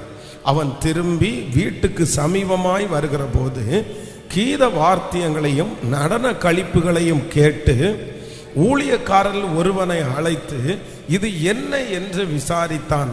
அதற்கு அவன், உம்முடைய சகோதரன் வந்தார், அவர் மறுபடியும் சுகத்துடனே உம்முடைய தகப்பனாரிடத்திற்கு வந்து சேர்ந்தபடியினாலே அவருக்காக கொழுத்த கன்றை அடுப்பித்தார் என்றார். அப்பொழுது அவன் கோபம் அடைந்து உள்ளே போக மனதில்லாதிருந்தான். தகப்பனோ வெளியே வந்து அவனை வருந்தி அழைத்தான். அவன் தகப்பனுக்கு பிரதி உத்தரமாக, இதோ இத்தனை வருஷ காலமாய் நான் உமக்கு ஊழியம் செய்து ஒரு காலம் உம்முடைய கற்பனையை மீறாதிருந்தும் என் சிநேகிதரோடே நான் சந்தோஷமாய் இருக்கும்படி நீர் ஒரு காலம் எனக்கு ஒரு ஆட்டுக்குட்டியாவது கொடுக்கவில்லை. வேசிகளிடத்தில் உம்முடைய ஆஸ்தியை அழித்து போட்ட உம்முடைய குமாரனாகிய இவன் வந்த உடனே கொழுத்த கன்றை இவனுக்காக அடிப்பித்தீரே என்றார். அதற்கு தகப்பன், மகனே, நீ எப்போதும் என்னோடு இருக்கிறாய், எனக்குள்ளதெல்லாம் உன்னுடையதாய் இருக்கிறது. உன் சகோதரனாகிய இவனோ மரித்தான், திரும்பவும் உயிர்த்தான், காணாமற் போனான், திரும்பவும் காணப்பட்டான். ஆனபடியினாலே நாம் சந்தோஷப்பட்டு மகிழ்ச்சியாய் இருக்க வேண்டுமே என்று சொன்னான் என்றான். நல்லா கவனிங்க ஆண்டவருடைய பிள்ளைகளே, எல்லாரும் கவனமா கவனிங்க. நம்ம இன்னைக்கு எல்லாரும் ஜெபம் பண்ண போறோம். நம்ம கசப்போட எந்த வருஷத்துக்குள்ள போக கூடாது. சொல்லுங்க, சத்தமா சொல்லுங்க. ஏன் போக கூடாது? ஏன் கசப்போட போக கூடாது? நம்ம கசப்போட போனோம்னா ஆண்டவர் தண்டிச்சிருவாரா? இல்ல கசப்போட போன உடனே பரலோகம் நமக்கு கிடைக்காம போயிருமா? நம்ம கசப்பு இல்லாம ஏன் போகணும் அப்படின்னு சொன்னா, இந்த கசப்புல இருந்து வெளியே வருவது எதற்காக அப்படின்னா இன்னொருத்தருக்காக அல்ல. யாருக்காக? சத்தமா சொல்லுங்க. நமக்காக. நீங்க கசப்புல இருந்து வெளியே வரணும். நீங்க அவங்கள மனசார மன்னிக்கணும். நீங்க அந்த காரியத்தை மனசார மன்னிக்கணும். யாருக்காக? யாருக்காக? சத்தமா சொல்லுங்க. நமக்காக தான் நம்ம மன்னிக்கணும், இன்னொருத்தருக்காக மன்னிக்க வேண்டாம். நான் சொல்றேன், சிலருக்கு பழகிரும், ஏமாற்றுகிறது பழகிரும். சிலருக்கு நமக்கு மனுஷனுக்கு விரோதமாய் வஞ்சகம் பண்றது மனுஷனுக்கு பழகிரும். ஆனா அந்த மனுஷனுக்கு எந்த பிரச்சனையும் இல்லை. நீங்க கசப்பா இருந்தா என்ன, நீங்க பேசினா என்ன, நீங்க பேசலன்னா என்ன, நீங்க கோபமா இருந்தா என்ன, அவங்களுக்கு எந்த கவலையும். அவங்க அவ்வளவுதான். உங்களை ஏமாத்திட்டாங்களா, இன்னொருத்தரை ஏமாத்துவாங்க. அவங்க உங்களை திட்டுனாங்களா, இன்னொருத்தரை திட்டிடுவாங்க. அவங்களுக்கு அவங்களுக்கு அதை மாறிடுச்சு. அவங்கள நம்ம ஒன்றும் பண்ண முடியாது. ஆனா நம்ம இவங்க இப்படி பண்ணிட்டாங்களேன்னு நினைச்சு நம்ம கசப்போட நம்ம இருந்துட்டோம் அப்படின்னு சொன்னா, நாளுக்கு நாள் பாதிக்கப்பட்டு போறது யார் அப்படின்னு சொன்னா நம்ம தான் பாதிக்கப்படுவோம். நம்ம தான் சிக்காகும். நம்ம தான் ஒரு மாதிரி போவோம். நம்ம தான் எதுலையும் சம்பாதிக்க முடியாம, கான்சன்ட்ரேட் பண்ண முடியாம நம்ம தான் கெட்டு போவோம். அதனால தான் ஆண்டவர் நமக்கு வாக்கு கொடுக்கிறார், நீ கசப்பிலிருந்து வெளியே வரணும் மகளே, மகனே, நீ கசப்பிலிருந்து வெளியே வரணும். யாருக்காக அப்படின்னு சொன்னா வேற யாருக்காகவும் இல்லை, உங்களுக்காக. நீங்க நன்றாய் இருக்கும்படி இந்த கசப்பிலிருந்து உங்களை வெளியே கொண்டு வருவதற்கு கர்த்தர் வல்லவரா இருக்கிறார். பாருங்க, இந்த இடத்துல நம்ம வாசிக்கிறோம், 2 பேர் இருக்கிறாங்க. அப்பா, அப்புறம் பாத்தீங்கன்னா மூத்த பையன், 2வது பையன். ஆனா இந்த மூத்த பையனை வேதத்துல வாசிக்கும் போது இந்த மூத்த பையன் ஒரு நல்ல கேரக்டரான ஒரு பையன். தன்னுடைய தகப்பனாரோட இருந்தவர். அவர் தன்னுடைய ஃப்ரெண்ட், அவர் சொல்றதை பார்த்தா என்ன தெரியுதுன்னா, இவ்வளவு வசதி இருந்தும் இவங்க அப்பா இவ்வளவு லிபரலான ஒரு மனுஷனா இருந்தும், அவங்க அப்பா ஸ்ட்ரிக்டானவரா இல்லாத இருந்தும், இவனுக்குள்ளே ஒரு சுய கட்டுப்பாடு இருக்குது, ஒரு சுய ஒழுக்கம் இருக்கு இந்த பிள்ளைக்குள்ள. நம்ம அப்பா நம்மளை கண்டிக்கலன்னா கூட, அப்பா பாசமா இருந்தா கூட நம்ம நல்ல பிள்ளையா இருக்கணும் அப்படின்ற ஒரு எண்ணம் அவருக்குள்ள இருக்குது. அதே போல இவனுடைய தம்பி கெட்டவனா மாறுறான். தம்பி வந்து தன்னுடைய சொத்தெல்லாம் எடுத்துட்டு போறான். அப்ப கூட இந்த பிள்ளை என்ன பிள்ளையா இருக்குதுன்னா நல்ல பிள்ளையா இருக்குது. இல்ல தம்பியே கெட்டு போயிட்டான், அவனே அப்பா ஸ்டிக் பண்ணல, என்னத்தை பேசா கேட்க போறாரு, நானும் சொத்தை வாங்கிட்டு போறேன், அவன் இஷ்டத்துக்கு போயிட்டான்ல, நான் மட்டும் எதுக்கு வீட்டில் இருக்கணும், நான் மட்டும் எதுக்கு இப்படி பார்க்கணும் இப்படின்னு நினைக்கிற அளவுக்கு கெட்டவன் அல்ல. அதுல கூட அந்த பிள்ளை என்ன பிள்ளை அப்படின்னா நல்ல பிள்ளை. அப்போ இந்த மூத்த குமாரனுடைய கேரக்டரை வந்து நம்ம வேதத்துல நம்ம வாசிச்சோமே, ஆனால் உண்மையிலே பார்த்தீங்கன்னா ரொம்ப ஒரு சுய ஒழுக்கம் உள்ள ஒரு தகப்பனுடைய இருதயம் உள்ள ஒரு நல்ல பிள்ளை அப்படின்ற பிள்ளை இந்த மூத்த பிள்ளை. ஆனா இப்போ வந்து என்ன ஆச்சுன்னா, இவ்வளவு நல்ல பிள்ளை, சொத்துக்கெல்லாம் அதிகாரி, எந்த தவறும் இவர் பண்ணவே இல்லை. ஆனா அவனுடைய இளைய சகோதரன் போய்விட்டு எல்லாத்தையும் இழந்துட்டு இப்ப திரும்பி வர்றான். திரும்பி வந்தோன்னா அவங்க அப்பா என்ன பண்றாரு அப்படின்னு சொன்னா, தன்னுடைய மகன் வந்த குஷியில அவர் வந்து அவனுக்கு கொளுத்த கன்றை அடித்து ஒரு பெரிய விருந்தை ஏற்பாடு பண்றாரு. இவன் இந்த பையன் எங்க போறான்னா வேலையில இருக்கிறான். வேலையில போய் கஷ்டப்பட்டு வயல்ல போய், சரி அப்பா தான் இவ்வளவு கோடி சம்பாதிச்சார்ல, நம்ம வேலைக்கு போக வேண்டாம், நம்ம வீட்டில் இருப்போம் அப்படின்ற ஒரு எண்ணம் இல்லை. அப்ப இந்த மூத்த குமாரனுடைய கேரக்டர் அப்படின்னு நீங்க ஒன்னொன்னா எழுதுனீங்க அப்படின்னு சொன்னா, ஒழுக்கத்துல ஃபர்ஸ்ட், தகப்பனுக்கு கீழ்ப்படுகிறதுல ஃபர்ஸ்ட், வேலைக்கு போறதுல ஃபர்ஸ்ட், இந்த மாதிரி எல்லா நற்குணங்களும் யாருக்குள்ள இருந்துச்சுன்னா இந்த மூத்த குமாரனுக்குள்ள இருந்துச்சு. இப்போ இவன் கோவப்பட்டது நியாயமானு கேட்டா கண்டிப்பா கோவப்பட்டது நியாயம்தான். யாருக்குனாலும் நம்முடைய பிள்ளைகளுக்கு கோபம் வராம இருக்குமா? உங்களுக்கு 2 பிள்ளைங்க இருக்கிறாங்க, ஒரு பிள்ளை ஊதாரி, குடிகாரன், மோசமானவன், உங்களுடைய மொத்த சொத்தையும் அழிச்சதே அந்த பிள்ளை தான். இப்போ போயிட்டு திரும்பி என்னமோ 2 வருஷம் தாண்டி ஊர்ல இருந்து நல்லவனாட்டும் உள்ள வந்திருக்கிறான். ஆனா இன்னொரு பிள்ளை நல்ல பிள்ளை, கீழ்ப்படிதல் உள்ள பிள்ளை, நல்ல வேலை செய்யற பிள்ளை, உங்க கூடயே இருக்கு அந்த பிள்ளை. உங்களுக்கு என்ன தோணும்?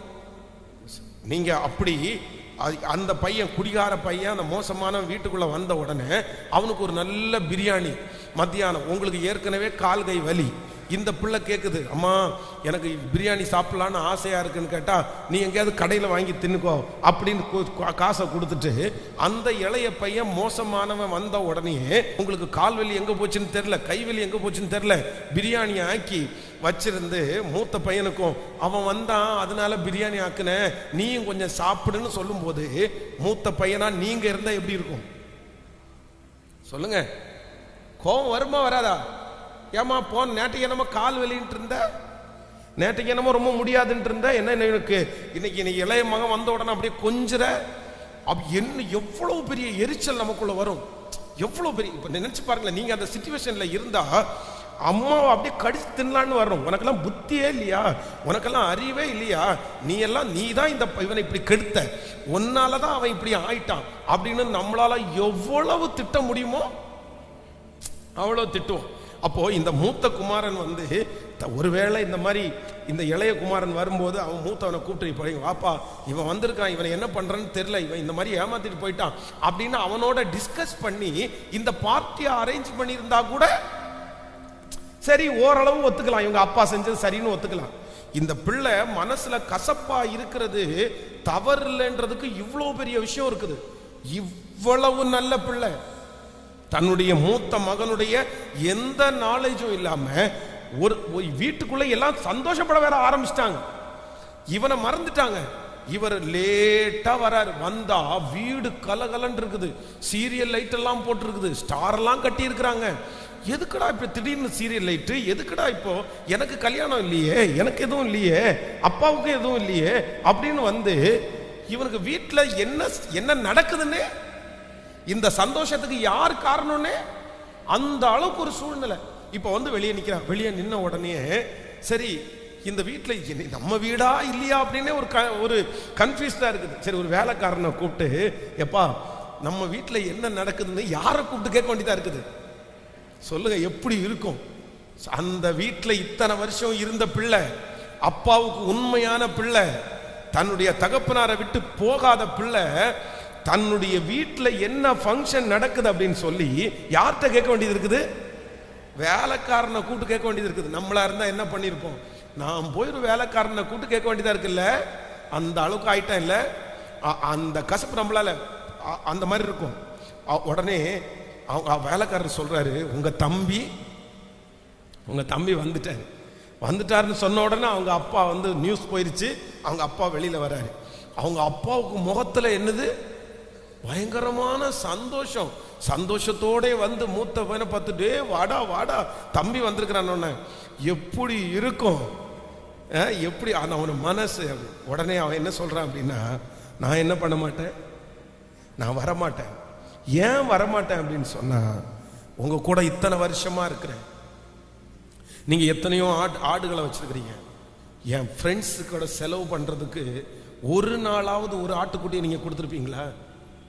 ஒரு நாளாவது சந்தோஷப்படுத்திருப்பீங்களா? இந்த மூத்த பையன் கேட்கிறது 100% நியாயம் நியாயம் நியாயம் நியாயம். இந்த இடத்துல தீங்கு பண்ணினது அப்பா, இந்த இடத்துல தப்பு பண்ணினது அப்பா, இந்த இடத்துல அப்பாவுடைய நேசத்தை வந்து திடீர்னு வந்து பிடிச்சவன் யாருன்னா இளையகுமாரன். இது எல்லாம் இருக்கட்டும், எல்லாம் இருக்கட்டும்.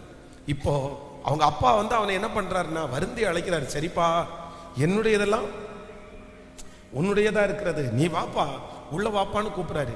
ஆனா இவனுக்கு எங்க போறதுக்கு மனசு இல்லைன்னா, கண்டிப்பா அவன் மட்டும் இல்ல, நீங்களும் நானுமா இருந்தா கூட உள்ள போறதுக்கு நமக்கு, சத்தமா சொல்லுங்க, இப்போ உள்ள போறதுக்கு மனசு இல்லாம வெளியே நிக்கிறான்.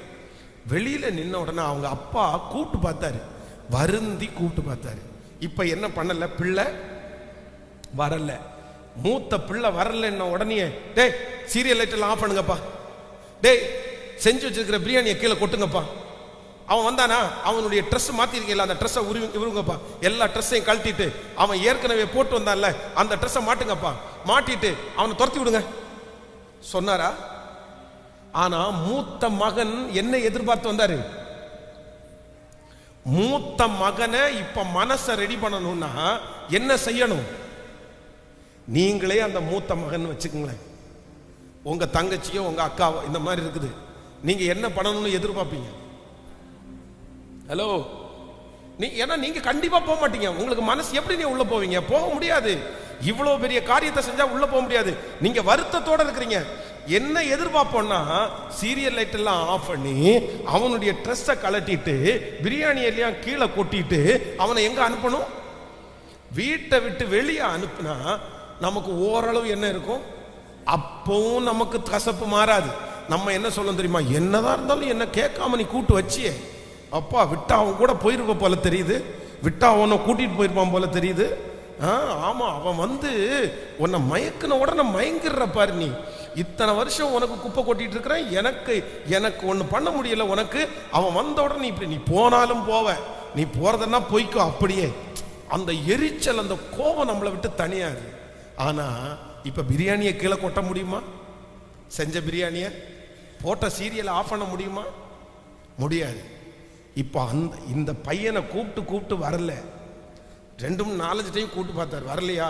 சரிப்பா, உன் கோபம் தணிஞ்சதுக்கு அப்புறம் நீ வான்னு சொல்லி இந்த மூத்த மகனை அப்படியே மறந்துட்டு, எது கண்டினியூ ஆகுது அப்படின்னு சொன்னா, உள்ள நடக்கிற ஃபங்க்ஷன், உள்ள நடக்கிற சந்தோஷம், உள்ள இருக்கிற எல்லாமே என்ன ஆகுதுன்னா, இப்போ கசப்புன்ற ஒண்ணு, கசப்புன்ற ஒரே ஒண்ணு யாரை வெளியே நிக்க வச்சிருச்சு?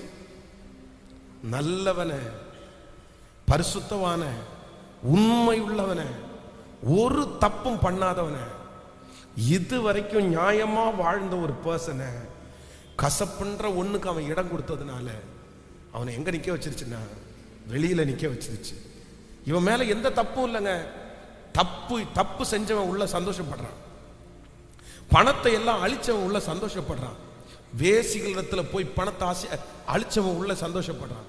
எல்லாருக்கும் அங்க சந்தோஷம், வேலைக்காரனுக்கு சந்தோஷம், அப்பாவுக்கு சந்தோஷம், போனவனுக்கு சந்தோஷம், எல்லாருக்கும் சந்தோஷம். ஆனா அந்த வீட்டிலேயே பாடுபட்டு உழைச்சு கஷ்டப்பட்டு வேதனை அனுபவிச்சு இதுவரைக்கும் உண்மையா இருந்த ஒரு மனுஷனுக்கு என்ன இல்லைன்னா சந்தோஷம் இல்லை. காரணம் என்னன்னா, அவனுக்குள்ள என்ன இருக்குன்னா அந்த கசப்பு. இன்னைக்கு ஆண்டவருடைய பிள்ளையே, நீங்க நியாயமான ஆளு, நீங்க உண்மையான பர்சன், நீங்க எந்த தப்புமே நீங்க பண்ணல. அந்த சந்தோஷம் யாருக்கான சந்தோஷம்னா அது உங்களுக்கான சந்தோஷம். அதுல நீங்க சந்தோஷமா இருக்கணும். அந்த இடத்துல முக்கியமான பர்சன் யாருன்னா நீங்களா தான் இருக்கணும். அந்த இடத்துல அவங்க இருக்கக்கூடாது. சரி, என்னமோ அவங்க பண்ணது சரியில்லை, தகப்பனார் பண்ணது சரியில்லை, சகோதரன் பண்ணது சரியில்லை, வேலைக்காரங்க பண்ணது சரியில்லை. ஆனா சூழ்நிலை அவர்கள் அப்படி மாத்திருச்சு, அவங்க அப்படி மாறிட்டாங்க. ஆனா அதற்காக நீங்க கசப்போட இருந்துட்டீங்கன்னா பாதிக்கப்படுகிறது நம்ம தான், பாதிக்கப்படுகிறது நம்ம தான்.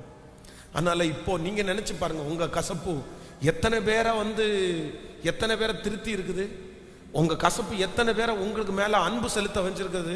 நீங்க கசப்பா இருந்ததுனால எத்தனை ஃபங்க்ஷன், எத்தனை நிகழ்ச்சிகள் கேன்சல் ஆயிருக்குது. நீங்க கசப்பா இருந்ததுனால உங்க வீட்டுல எது நடக்காம இருந்திருக்குது, அதெல்லாம் நடந்துட்டே தான் இருக்கும்.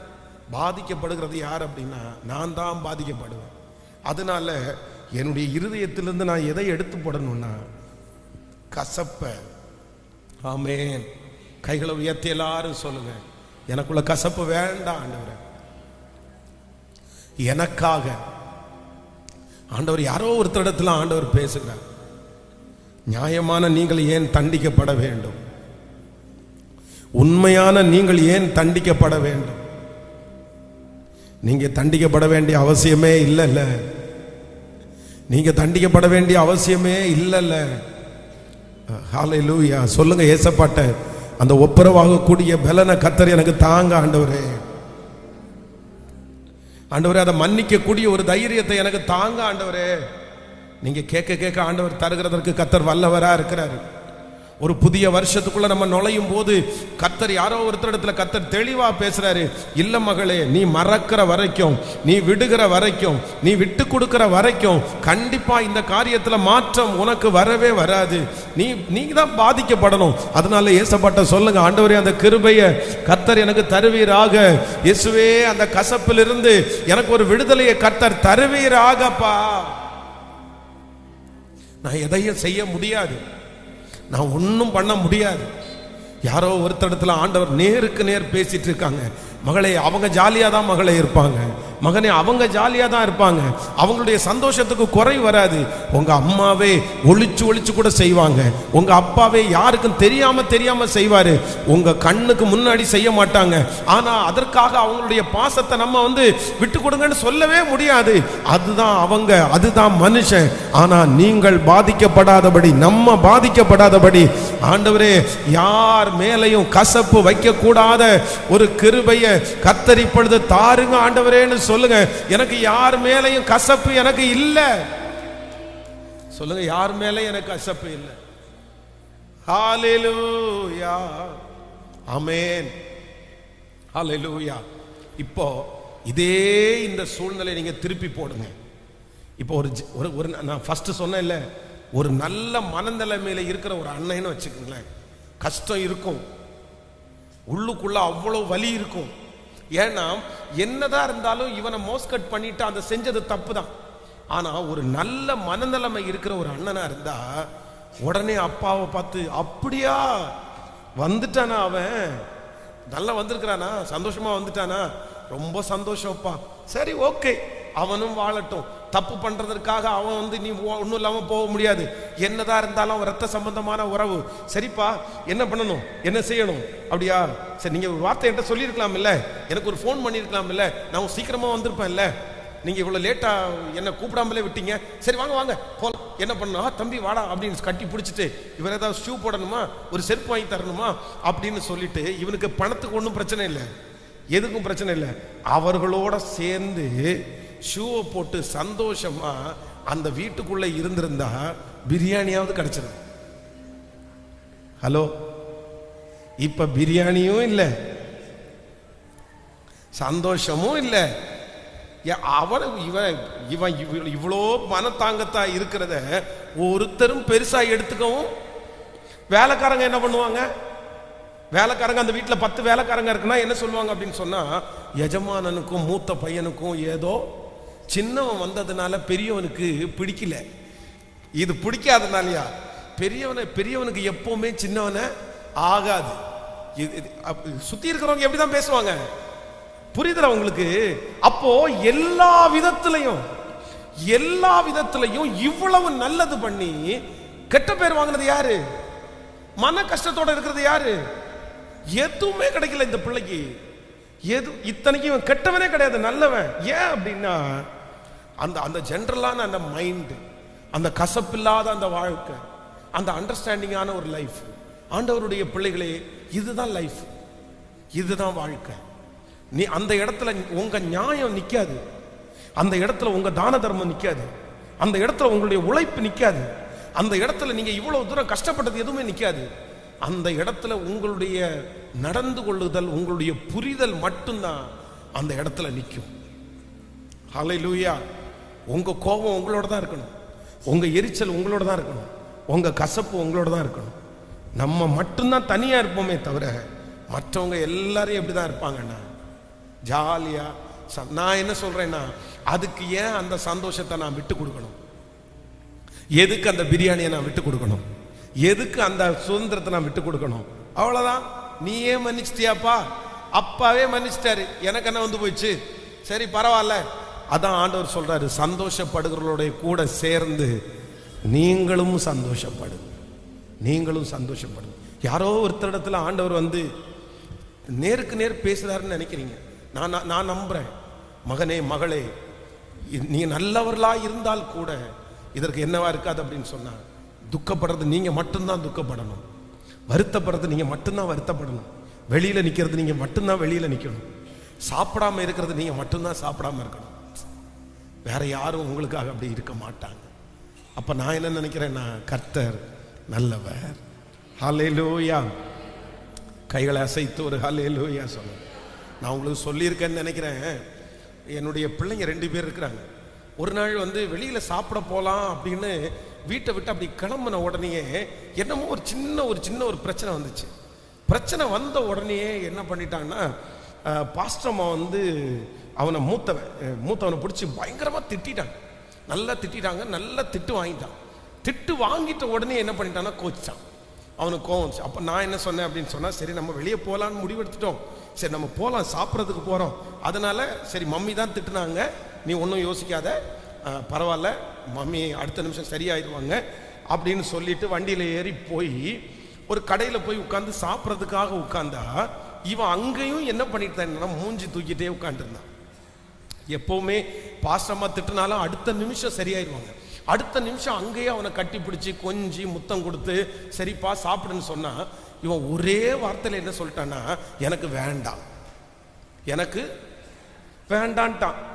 நானும் என்னென்னமோ வந்து சொல்லி பார்க்குறேன், கேட்கவே இல்லை. எனக்கா பயங்கரமான பசி. நாங்கள் போய் உட்காந்து ஆர்டர் பண்ணிட்டோம். நான் ஆர்டர் பண்ணிட்டேன், இப்போ பாஸ்டமா சொல்லிட்டாங்க, சின்னவன் சொல்லிட்டான், இவனுக்கு சரிப்பா ஒரு தோசையாவது சாப்பிட்டேன், எனக்கு வேண்டாம் எனக்கு வேண்டாம் அப்படின்ட்டே இருந்தான். சரி இவனுக்காக நாங்கள் 3 பேரும் பட்டினியா இருக்க முடியுமா? ஹலோ, ஒப்புரவாய் பார்த்தாச்சு, சொல்லி பார்த்தாச்சு, சாப்பிடுன்னு சொல்லி பார்த்தாச்சு, நமக்கு பசிக்குது. அன்னைக்கா பயங்கரமான டேஸ்ட் வேற. நாங்க 3 பேரும் இவங்க வேண்டாம் எவ்வளவோ சொல்லி பார்த்தோம், கேட்கல. கடைசியில் சரி நாங்கெல்லாம் ஐஸ்கிரீம் சாப்பிடல, நீ மட்டும் வேணா ஐஸ்கிரீம் வேணா சாப்பிட்டுக்கோ அப்படின்னு சொல்லி ஒரு ஐஸ்கிரீம் ஆர்டர் பண்றான்னு கேட்டா, எனக்கு எதுவுமே வேண்டான்னு கோபத்தோட இருந்துட்டான். சரின்னு சொல்லிட்டு எல்லாத்தையும் முடிச்சுட்டு வண்டியில ஏறி வீட்டுக்கு வந்தாச்சு. வீட்டுக்கு வந்தா இவருக்கு பசி. இவன் எப்பவுமே பசி தாங்க மாட்டான். இவன் என்னன்னா, இவங்க நைட்டு நம்ம சாப்பிடலான்னு சொல்லிட்டு எல்லாம் வாஷ் அவுட் பண்ணிட்டாங்க. சாப்பாடு இல்லை, குழம்பு இல்லை, பொதுவாக மாவு இருக்கும் அதுவும் இல்லை. இவன் நான் வந்து சரின்னு சொல்லிட்டு எல்லாம், இவன் கோபத்தோட தான் இருக்கான். நான் மேலே போயிட்டேன், கொஞ்ச நேரம் இருந்துட்டு திரும்பி இவனை காணாமடான்னு சொல்லிட்டு கீழே இறங்கி வந்து பார்த்தா, இந்த பிரெட் இருக்கு பாருங்க, பிரெட்டை எடுத்து ஒரு தண்ணியில தொட்டு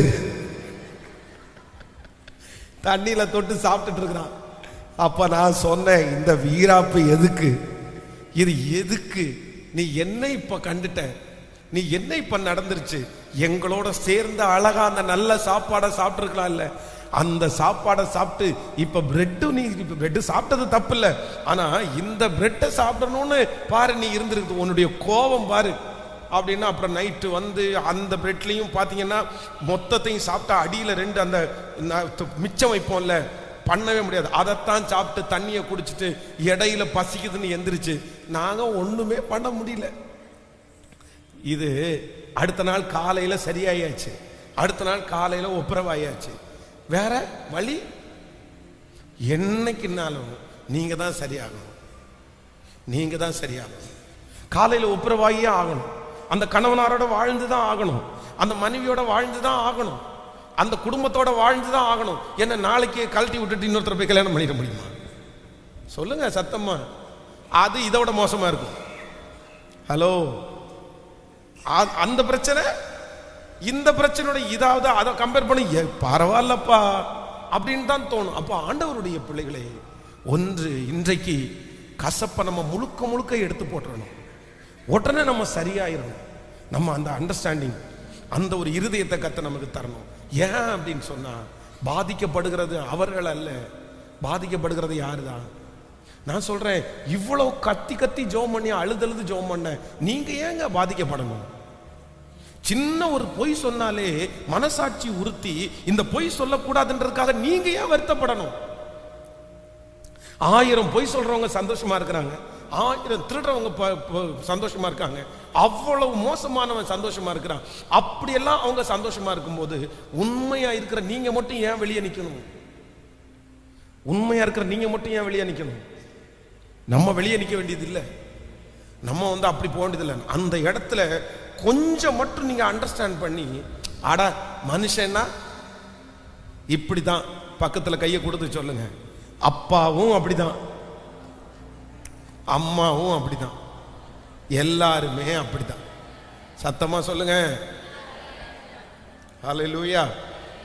நான் என் ஊரை விட்டு கோயம்புத்தூர்ல இருக்கிறேன். எங்க அம்மா அப்பா கன்னியாகுமரியில இருக்கிறாங்க. எங்க அம்மா அப்பாவை சுத்தி பாத்துக்கிறது யார் அப்படின்னா, சுத்தி இருக்கிற அண்ணன் தம்பி தான் பாத்துக்குவாங்க. தண்ணி கேட்டா தண்ணி கொண்டு கொடுப்பாங்க, எல்லாம் கொடுப்பாங்க.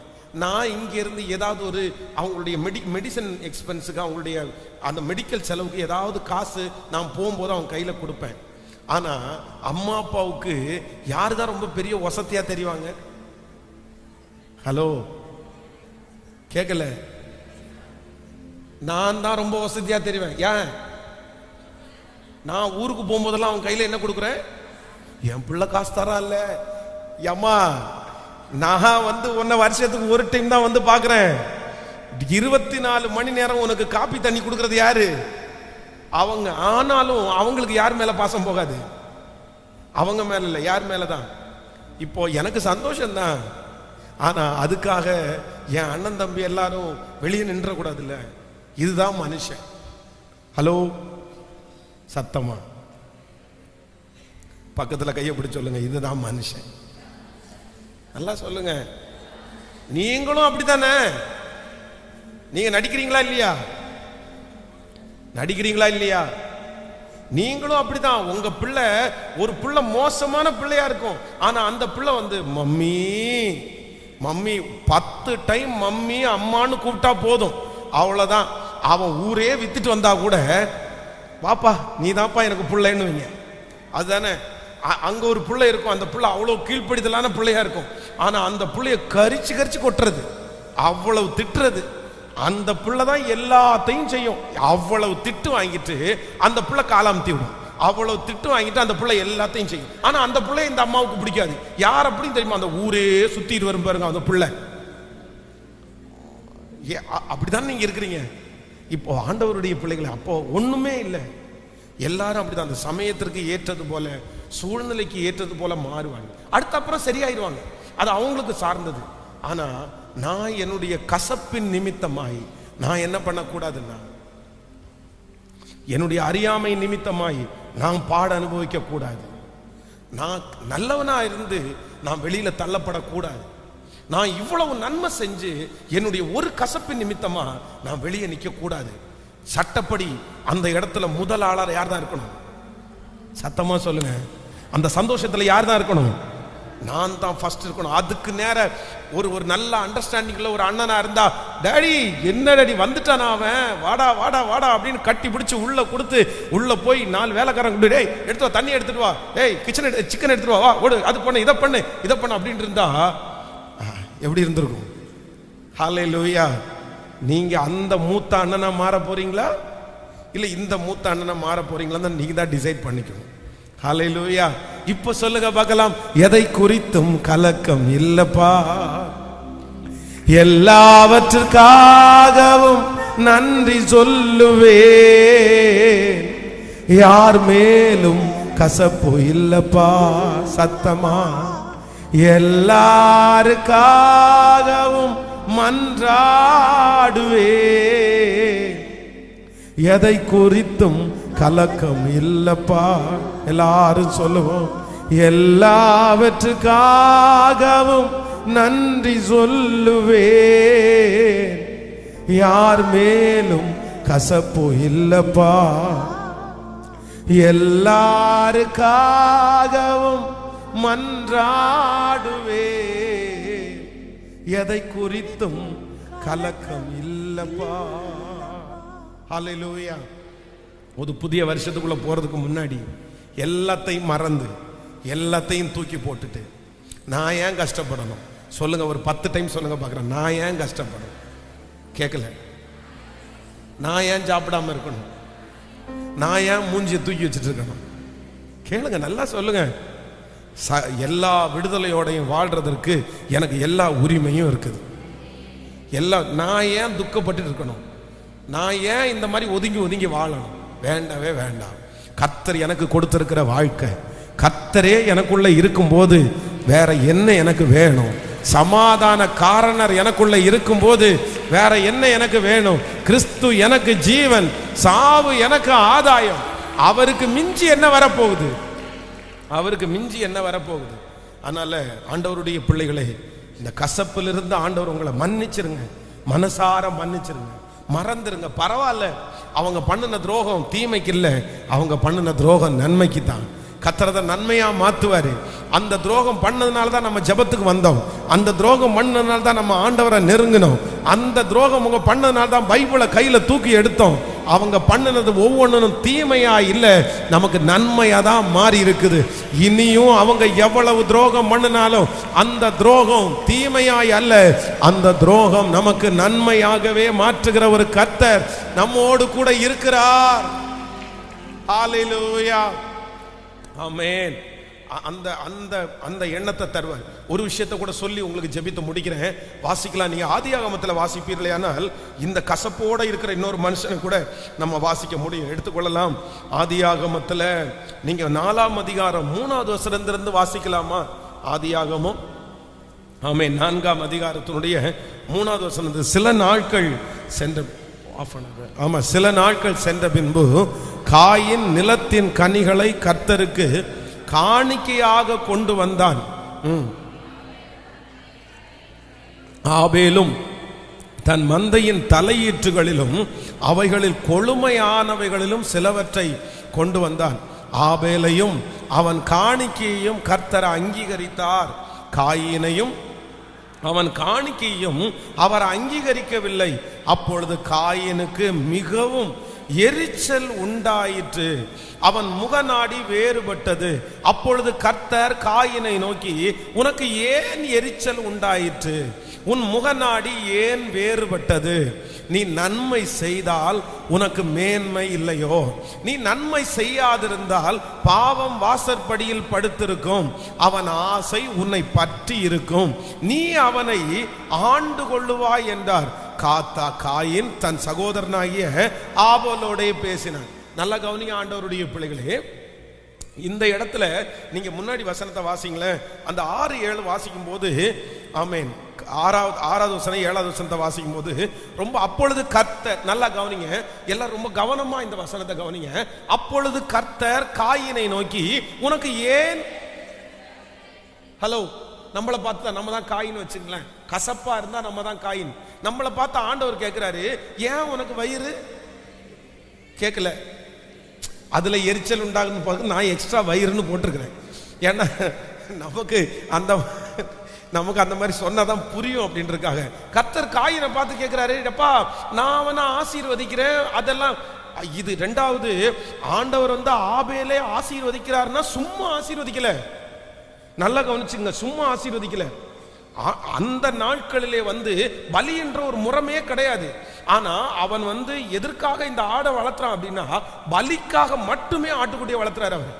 ஆனா இந்த அன்னைக்கு எல்லாரும் விவசாயம் பண்ணி சாப்பிட்டாங்க.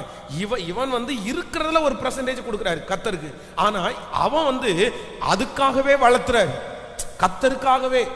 அதான் இவங்க 2 பேருடைய காணிக்கையில் இருக்கிற டிஃபரெண்ட். அதான் ஒருத்தர் இருக்கிறதுல அட்ஜஸ்ட் பண்ணி கொடுக்குறாரு, ஒருத்தர் கமிட்மெண்டோட செய்யறாரு. அதனால அதை ஆசீர்வதிக்கப்படுறாரு.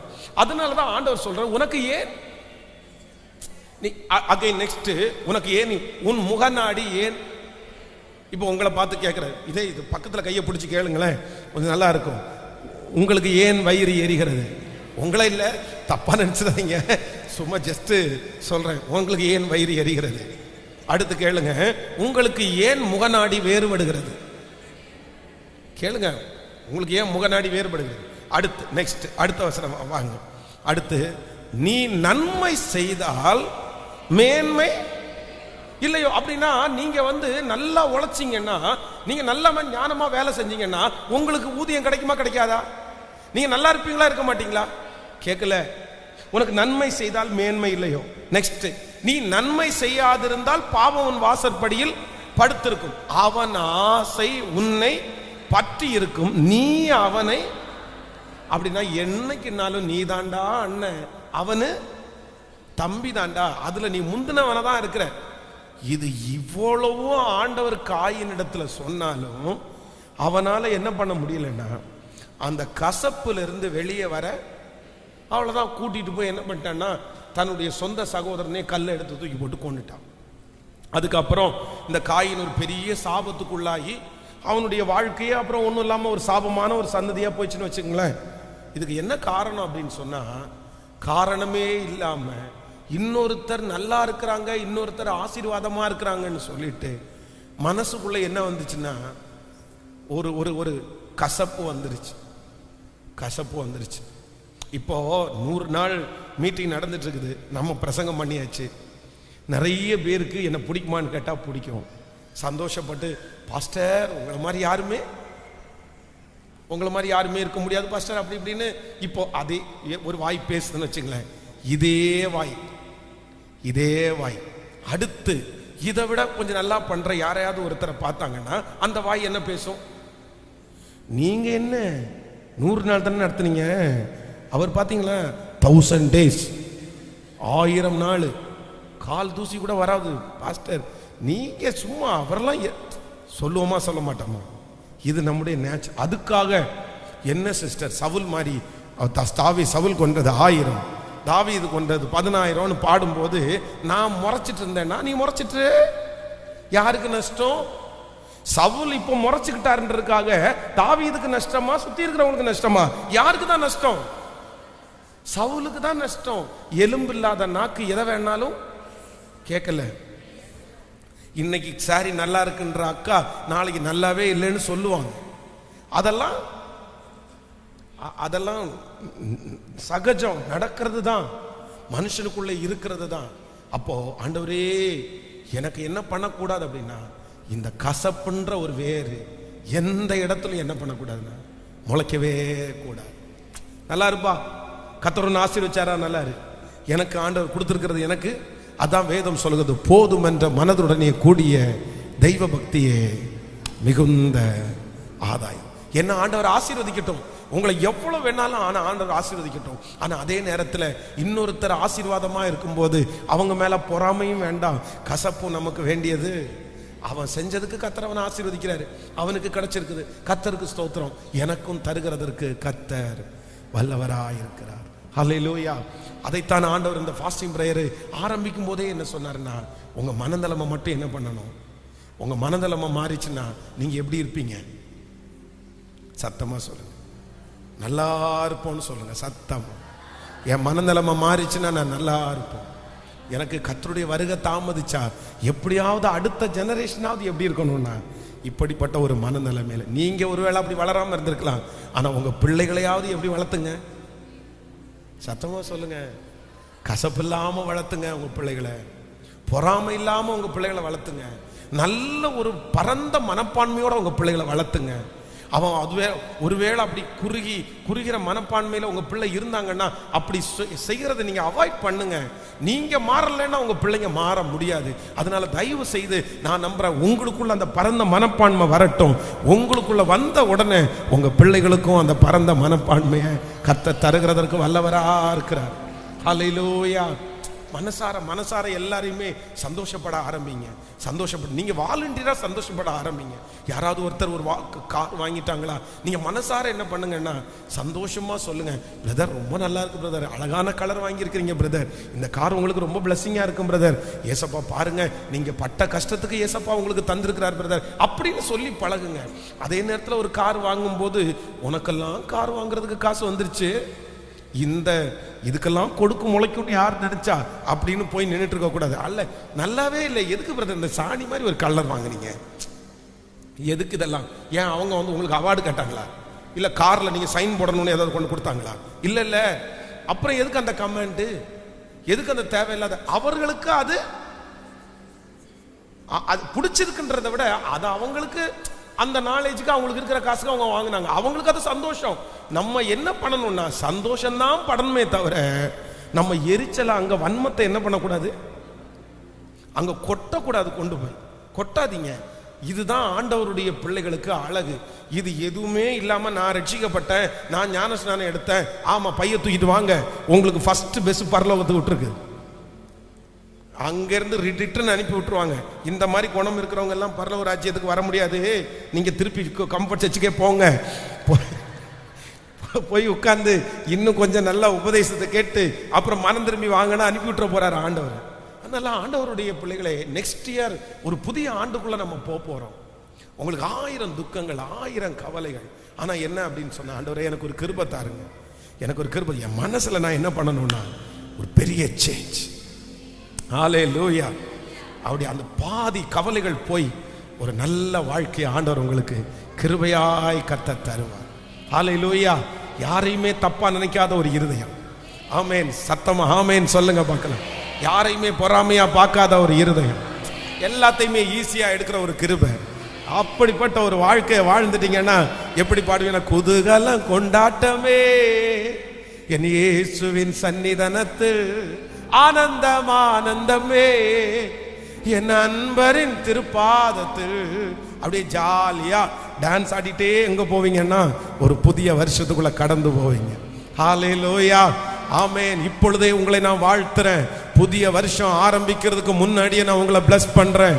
நெக்ஸ்ட் இயர் உங்களுக்கு ஒரு பிரமாண்டமான ஒரு வருஷமாய், சந்தோஷப்படுகிற ஒரு வருஷமாய், நீங்கள் இழந்ததை எல்லாவற்றையும் திரும்ப பெற்றுக்கொள்ளுகிற ஒரு வருஷமாய், நீங்கள் அறியாததும் உங்களுக்கு எட்டாததுமான பெரிய காரியத்தை ஆண்டவர் உங்களுக்கு செஞ்சு வருகிற வருஷம் இந்த துன்பத்தை கண்ட நாட்களுக்கு சரியா ஆண்டவர் உங்களை மகிழ்ச்சியாக்க போறாரு.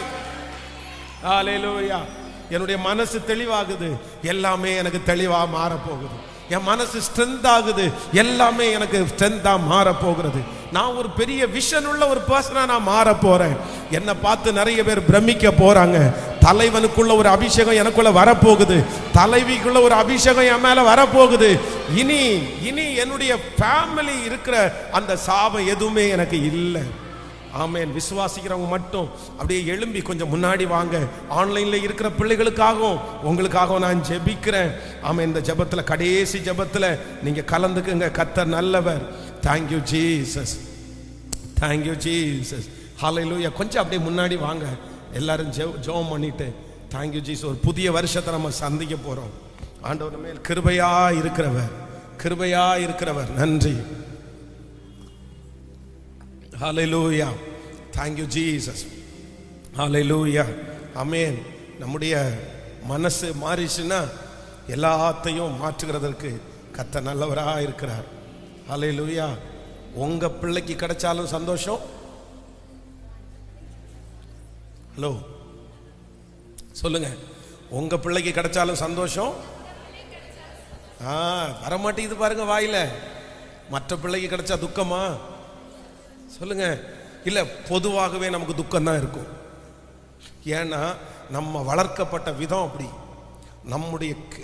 நம்மள மைண்ட்ல அந்த மாதிரியே நம்ம என்ன பண்ணிட்டோம்னா அப்படி வளர்ந்துட்டோம். அது வந்து நம்மளை சொல்லி குற்றம் இல்லை, நம்ம அப்படியே ஜெனரேஷனா அப்படி வளர்ந்துட்டோம். அது பொதுவாகவே நம்மளால இதை என்ன செய்ய முடியாதுன்னா அதை ஏத்துக்க முடியாது. அது என்னதான் இருந்தாலும் நமக்கு கிடைக்காத ஒண்ணு இன்னொருத்தருக்கு கிடைக்கும் போது என்ன தோணும்? நமக்கு அப்படியே சந்தோஷமா பிரதர் அப்படியா சொல்லுவோம். அப்படி பண்ண முடியாது. ஏன்னா நம்ம மனுஷங்க தான். ஆனா நான் என்ன சொல்றேன்னா, நீங்க அந்த மாதிரி ஒரு லெவலுக்குள்ள நீங்க வந்தாதான் நீங்க இந்த உலகத்துல நீங்க சந்தோஷமாவே வாழ முடியும்.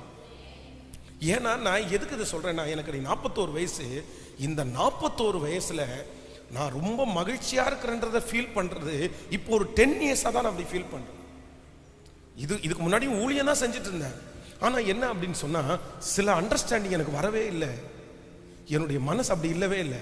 இப்ப நான் என்ன ஜெபிக்க ஆரம்பிச்சேன் அப்படின்னு சொன்னா, உங்க மனசு எப்படி இருக்கு ஆண்டவரே, உங்க மனசு எப்படி இருக்கு ஆண்டவரே, நீங்க உங்க மனசை எனக்கு கொடுங்க, நீங்க இருக்கிறது மாதிரி என்ன மாற்றுங்க. இப்படி கர்த்தரை மாதிரி மாற மாற மாற அவருடைய மனசு என்ன அப்படின்னா, நான் என்னை விசுவாசிக்கிறவன் நான் செய்ததை விட பெரிய காரியம் அதிகமாக செய்யும். அதனால ஆண்டவருடைய மனசு அப்படிதான், ரொம்ப தாராளமான மனசு. இப்போ மழையை ஆண்டவர் பெய்ய பண்ணணும்னா யாருக்கு தான் பெய்ய பண்ணணும்னா, நல்லவர்களுக்கு மட்டும்தான். அது அவரால் முடியுமா முடியாதா? இவ்வளோ ஏரியாவுக்கு மட்டும் மழை பெய்யும்னா அவ்வளோ ஏரியாவுக்கு மட்டும் தான் மழை பெய்யும். ஆனால் மழை பெய்யும் போது கர்த்தர் நல்லோர் மேலும் தீயோர் மேலும் மழையை வருஷிக்க பண்ணுகிறார். அப்படின்னா அவருடைய மைண்ட் எப்படி இருக்குன்னா, ரொம்ப ஜென்ரலான மைண்டாக இருக்குது. சரி பரவாயில்ல வச்சுக்கோ, நீ வா, நீ என்னைக்குனாலும் ஒரு நாள் வருவேன். அப்போ ரொம்ப ப்ராட் மைண்டானவர் யார் அப்படின்னா, நம்ம ஆராதிக்கிற கர்த்தர். அவர் குறுகின மனப்பான்மை உடையவரே அல்ல. நம்ம ஆராதிக்கிற தேவன் கன்னிங்கான ஃபெலோவே இல்லை, அப்படியெல்லாம் கிடையாது. அவர் யாருன்னா ரொம்ப ப்ராட் மைண்ட், அவர் ரொம்ப அன்புல, அவர் அவ்வளோ நேசமானவர். நம்ம மாற மாற மாற மாற உங்களுக்குள்ள என்ன வரும்னா, அந்த சந்தோஷம் உங்களுக்குள்ள அப்படி பொங்கிட்டே வரும். அதனால அண்டர்ஸ்டாண்ட் பண்ணுங்க, இந்த பிரச்சனையை அண்டர்ஸ்டாண்ட் பண்ணுங்க, இந்த சூழ்நிலையை அண்டர்ஸ்டாண்ட் பண்ணுங்க. நீங்க, நான் உங்களுக்கு திரும்ப திரும்ப சொல்றேன், இந்த மூத்த குமாரன் உள்ள வீட்டுக்குள்ள போகாததை குறித்து யாருக்காவது ஒருத்தர் கவலைப்பட்டாங்களா? எனக்கு அதுதாங்க வருத்தம். உண்மையா சொல்ல போனோம்னா, அந்த அப்பா என்ன பண்ணிருக்கணும் தெரியுமா? வெளியில டேய் நீயே உள்ள வரல, நானும் உள்ள போலடா. உண்மையில அவர் அப்படித்தானே சொல்லியிருக்கணும். என்ன பொறுத்த அளவுல நான் அதைத்தாங்க எதிர்பார்ப்பேன், எங்க அப்பாட்டா தான் எதிர்பார்ப்பேன். இவ்வளவு தூரம் நாயா பேயா அலைஞ்சு என் அப்பாவுக்கு அவ்வளவு பெரிய காரியத்தை செஞ்சு என் அப்பாவுக்கு ஒரு கெட்ட பேர் கூட நான் சம்பாரிச்சு கொடுக்காம, இன்னைக்கு அவன் அவ்வளவு பெரிய கெட்ட பேரை வச்சு எங்க அப்பா வந்தாரு. ஆனா எனக்கு எங்க அப்பா கொடுக்குற மரியாதை என்ன தெரியுமா? சரிடா, நீ இவ்வளவு தூரம் இருந்தடா, நீ சந்தோஷப்படல, எனக்கு வேண்டாம்டா, நம்ம வெளியே. அப்படி எங்க அப்பா சோகமாவது பட்டிருக்கணும், எங்க அப்பா அந்த ஃபங்க்ஷனை நிப்பாட்டிருக்கதான் செய்யணும். ஆனா இந்த இடத்துல பாதிக்கப்பட்ட ஒரே ஒரு பர்சன் யாரு தெரியுமா? மூத்த குமாரன் தான். நீ என்னப்பா தப்பு பண்ண? எனக்கு அதுதான் கேள்வி. மூத்த குமாரனே, நீ என்ன தப்பு பண்ண? நீ வெளியே நிற்கிறதுக்கு நீ என்ன தப்பு பண்ண? நீ இந்த சந்தோஷத்துக்குள்ள போகாம இருக்கிறதுக்கு நீ என்ன தப்பு பண்ண? ஒரு மிஸ்டேக்கும் பண்ணல. அவன் பண்ண ஒரே ஒரு மிஸ்டேக் என்ன தெரியுமா? கசப்புன்றது கூட சொல்ல முடியாது, அவனுக்குள்ள என்ன ஒரு ஆதங்கம் இருக்குது. அப்படின்னா நம்ம இவ்வளோ செஞ்சு அது சரியானது தான், ஆனா அது என்ன பண்ண தெரியல. அந்த இடத்துல அந்த டைம்ல அந்த இடத்துல அதை என்ன பண்ணிருக்க முடியாதுன்னா, வெளிக்காட்ட உங்க மேல இருக்கிற தப்பு வேற எதுவுமே இல்லை சிஸ்டர், பிரதர், எதுவும் இல்லை. எந்த டைமுக்கு எப்போ எமோஷனல் ஆகணும்னு மட்டும் உங்களுக்கு என்ன பண்ணல? சத்தமா சொல்லுங்க, தெரியல.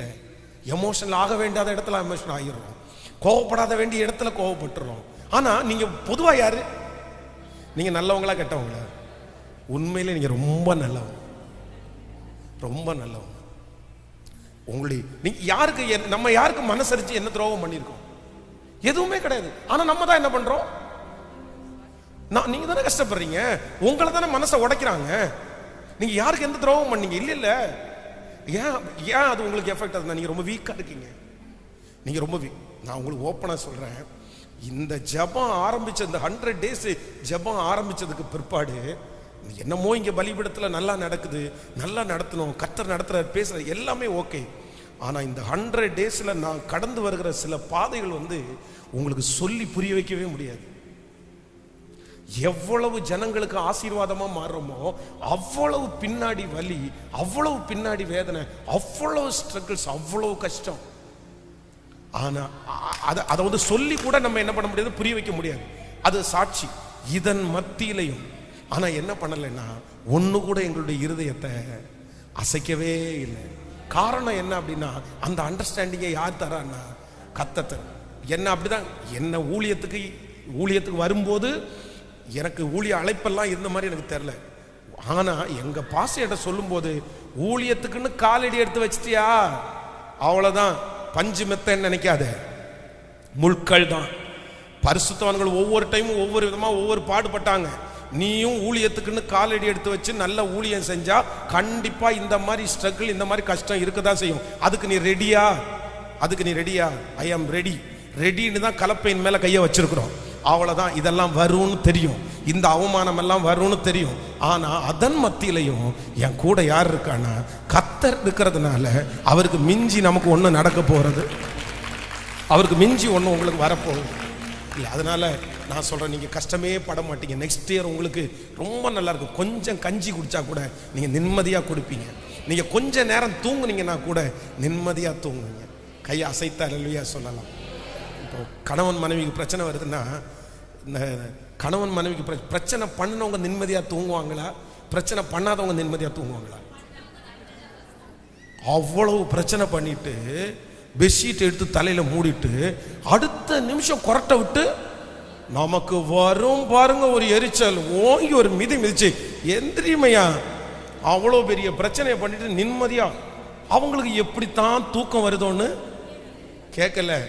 இத்தனைக்கும் நம்ம ஒரு தப்பும் பண்ணாம உட்கார்ந்து மண்டையை பிச்சுட்டு கீழைக்கு மேலைக்கும் நடந்துட்டு தண்ணியை குடிச்சிட்டு நைட்டு முழுக்க உட்கார்ந்து தூங்காம உட்காந்து காலையில எந்திரிச்சு ஏங்க இப்படி பண்ணீங்க அப்படின்னு கேட்டா நான் என்ன பண்ணேன்? அது தூங்காம இருந்த கூட பரவாயில்ல, அதுக்கு ஒரு சின்ன கேட்டஸ்கியாவது சரி அப்படியாப்பா தூங்காம இருந்தியா, சோப்பா ஏன் என்னை எழுப்பி இருக்க வேண்டியதானே அப்படின்னு ஒரு வார்த்தை சொன்னான். நீ தூங்காம இருந்த, நீ பிசாசோட இருந்திருப்ப, நீ மோசமானவளா இருந்திருப்ப, நீ தப்பு பண்ணியிருப்ப, அதனால்தான் நீ தூங்கல. எப்படி இருக்கும்? இப்போ நான் என்ன சொல்றேன்னா, நான் ஏன் தூங்காம இருந்து கஷ்டப்படணும்? ஹலோ, நான் ஏன் தூங்காம இருக்கணும்? நான் தப்பே பண்ணல, நான் சின்ன மிஸ்டேக் தான் பண்றேன். அவ்வளவு பெரிய மிஸ்டேக் பண்ணவங்க நிம்மதியா படுத்து தூங்கும் போது நீங்க ஏன் சிஸ்டர் தூங்காம இருக்கணும்? நீங்க ஏன் பிரதர் தூங்காம இருக்கணும்? எதுக்கு? அது ஆண்டவர் அதுக்கு ஒன்னும் சொல்ல முடியாது. நீ ஸ்ட்ராங்கா இரு மகளே, நீ நிம்மதியா, நீ யோசிக்காத. அவங்களே யோசிக்காத போது நீ எதுக்கு யோசிக்கிற? அப்போ நெக்ஸ்ட் இயர்ல ரொம்ப என்னவா இருக்கணும்னா சமாதானமாய். ஹல்லேலூயா. சின்ன பிள்ளைங்க அப்படிதான் இருப்பாங்க, இவங்க அப்படிதான் இருப்பாங்க. இந்த மாதிரி எதுக்கு எடுத்தாலும் நம்ம என்னதான் சொல்லணும் அப்படின்னு சொன்னா, அது எனக்கு உள்ள போய் என்ன வருத்தப்படுத்தி என்ன அஃபெக்ட் பண்ற அளவுக்கு இது ஒரு நாள்ல இது நடக்காது, ஆனா இது நடக்கும். இன்னையிலிருந்து தீர்மானம் எடுங்க. ஆண்டவர் உங்களை கிருபையாய் இங்க இருந்தே என்ன பண்ண போறோம்னா, இப்ப பாரத்தெல்லாம் இறக்கி வச்சாச்சு. இப்போ உங்களுக்குள்ள ஒரு தைரியம் வந்திருக்கும்னு நினைக்கிறேன். எல்லாருக்குள்ள வாழ்ந்துடணும்டா. அடுத்த வருஷம் எப்படி வாழ்ந்துடணும்னா சந்தோஷமா வாழ்ந்துடணும்டா, எதுவுமே இல்லைனாலும் மகிழ்ச்சியா வாங்க. அப்படி ஒரு ஸ்ட்ரென்த் உங்களுக்கு வந்திருக்கும்னு நினைக்கிறேன். ஆனா இங்க இருந்து போகும்போது அங்கதான் வச்சிருப்பீங்க, தூக்கி போயிட்டு போயிடாதீங்க. திரும்பியும் அடுத்த வாரமும் இப்படி தூக்கிட்டு வந்துடாதீங்க. இதை விட்டுட்டோமா இந்த வருஷத்தோட தூக்கி போட்டுருங்க. இனி நான் என்னுடைய சந்தோஷத்தை ஒருவராலும் பறித்து கொள்ள முடியாது, என் மகிழ்ச்சியை ஒருவராலும் பறித்து கொள்ள முடியாது. நான் சந்தோஷமா தான் வாழ்வேன். நான் எந்த நிலைமையிலே இருந்தாலும் மனரம்யமா இருக்க கற்றுக்கொண்டேன். வாழ்ந்திருக்கும் எனக்கு தெரியும், தாழ்ந்திருக்கும் எனக்கு தெரியும். ஹல்லேலூயா. தகப்பனே தகப்பனே தகப்பனே தகப்பனே தகப்பனே தகப்பனே, எங்களுக்கு தெரியலப்பா, எங்களுக்கு எப்படி கையாளணும்னு தெரியல, எப்படி இந்த பிரச்சனையை மேற்கொள்ளணும்னு தெரியல. பாதிக்கப்படுகிறது நாங்க தாயா பாதிக்கப்படுறோம். எல்லாரும் ஈஸியா எடுத்துக்கிறது மாதிரி எங்களால ஈஸியா எடுத்துக்க முடியலையே, எங்க மகளால ஈஸியா எடுத்துக்க முடியலையே, எங்க மகனால ஈஸியா எடுத்துக்க முடியலையே. ஆனா இப்போ இந்த பிரச்சனையை நீங்க அனுமதிச்சது உண்மையானா இதை எப்படி அழகா கொண்டு போகணும், எப்படி இதை மேற்கொள்ளணும், எப்படி இதை தாங்கணும் தாண்டணும்ன்ற ஒரு ஞானத்தை ஆண்டவர் இன்றைக்கு எங்களுக்கு கட்டளை இடுகிறதற்காய் உமக்கு ஸ்தோத்திரம்பா, ஸ்தோத்திரம்பா, ஸ்தோத்திரம்பா. நன்றி ஆண்டவரே, நன்றி ஆண்டவரே. நான் அப்படிதான் ஜெபிக்கிறேன். இந்த பலிபீடத்திலிருந்து இங்கே நிற்கிற ஒவ்வொரு பிள்ளைகளையும் ஒரு தலைவனா நான் பார்க்கிறேன், ஒரு தலைவியா பார்க்கிறேன். இவங்களை பார்த்து நிறைய பேர் மாறணும், இவங்களை பார்த்து நிறைய பேர் பிரமிக்கணும். இவங்களை பார்க்கும்போது நிறைய பேருக்கு சார் உங்களை மாதிரி இருக்கணும், சார் உங்களை மாதிரி இருக்கணும் மேடம் அப்படின்னு சொல்ற அளவிற்கு எங்க தகப்பனையும் எங்க தாயையும் எங்க பிரதரையும் சிஸ்டரையும் இப்போ நீர் உம்முடைய கிருபையினால் அலங்கரிக்கிறதற்காக ஸ்தோத்திரம் அப்பா. ஹல்லேலூயா. இந்த ஜனத்திற்கு முன்னாடி உன்னை நான் வெண்கல அலங்கமாக்கினேன், வெண்கல அலங்கமாக்கினேன். ஸ்தோத்திரம் ராஜா, நீ துன்பத்தை கண்ட நாட்களுக்கு சரியா நான் உன்னை மகிழ்ச்சி ஆக்குவேன்னு சொன்னீங்கல்லப்பா. இப்போ இப்போ ஆண்டவரே, நிறைய பேர் வெளியூர்ல இருந்தெல்லாம் வந்திருக்கிறாங்கல்லப்பா. ஒரு அற்புதம் நடக்கணும், ஒரு அற்புதம் நடக்கணும். உங்க வல்லமை குறைஞ்சு போகல, உங்க மகிமை குறைஞ்சு போகல அப்பா. புதிய வருஷத்துக்குள்ள நாங்க காலடி எடுத்து வைக்கும் போது நீங்க எப்படி எங்களை சந்தோஷப்படுத்துவீங்கன்னு எங்களுக்கு தெரியல, எப்படி சந்தோஷப்படுத்துவீங்கன்னு தெரியல. ஆனா நீங்க சந்தோஷப்படுத்தணும் ஆண்டவரே.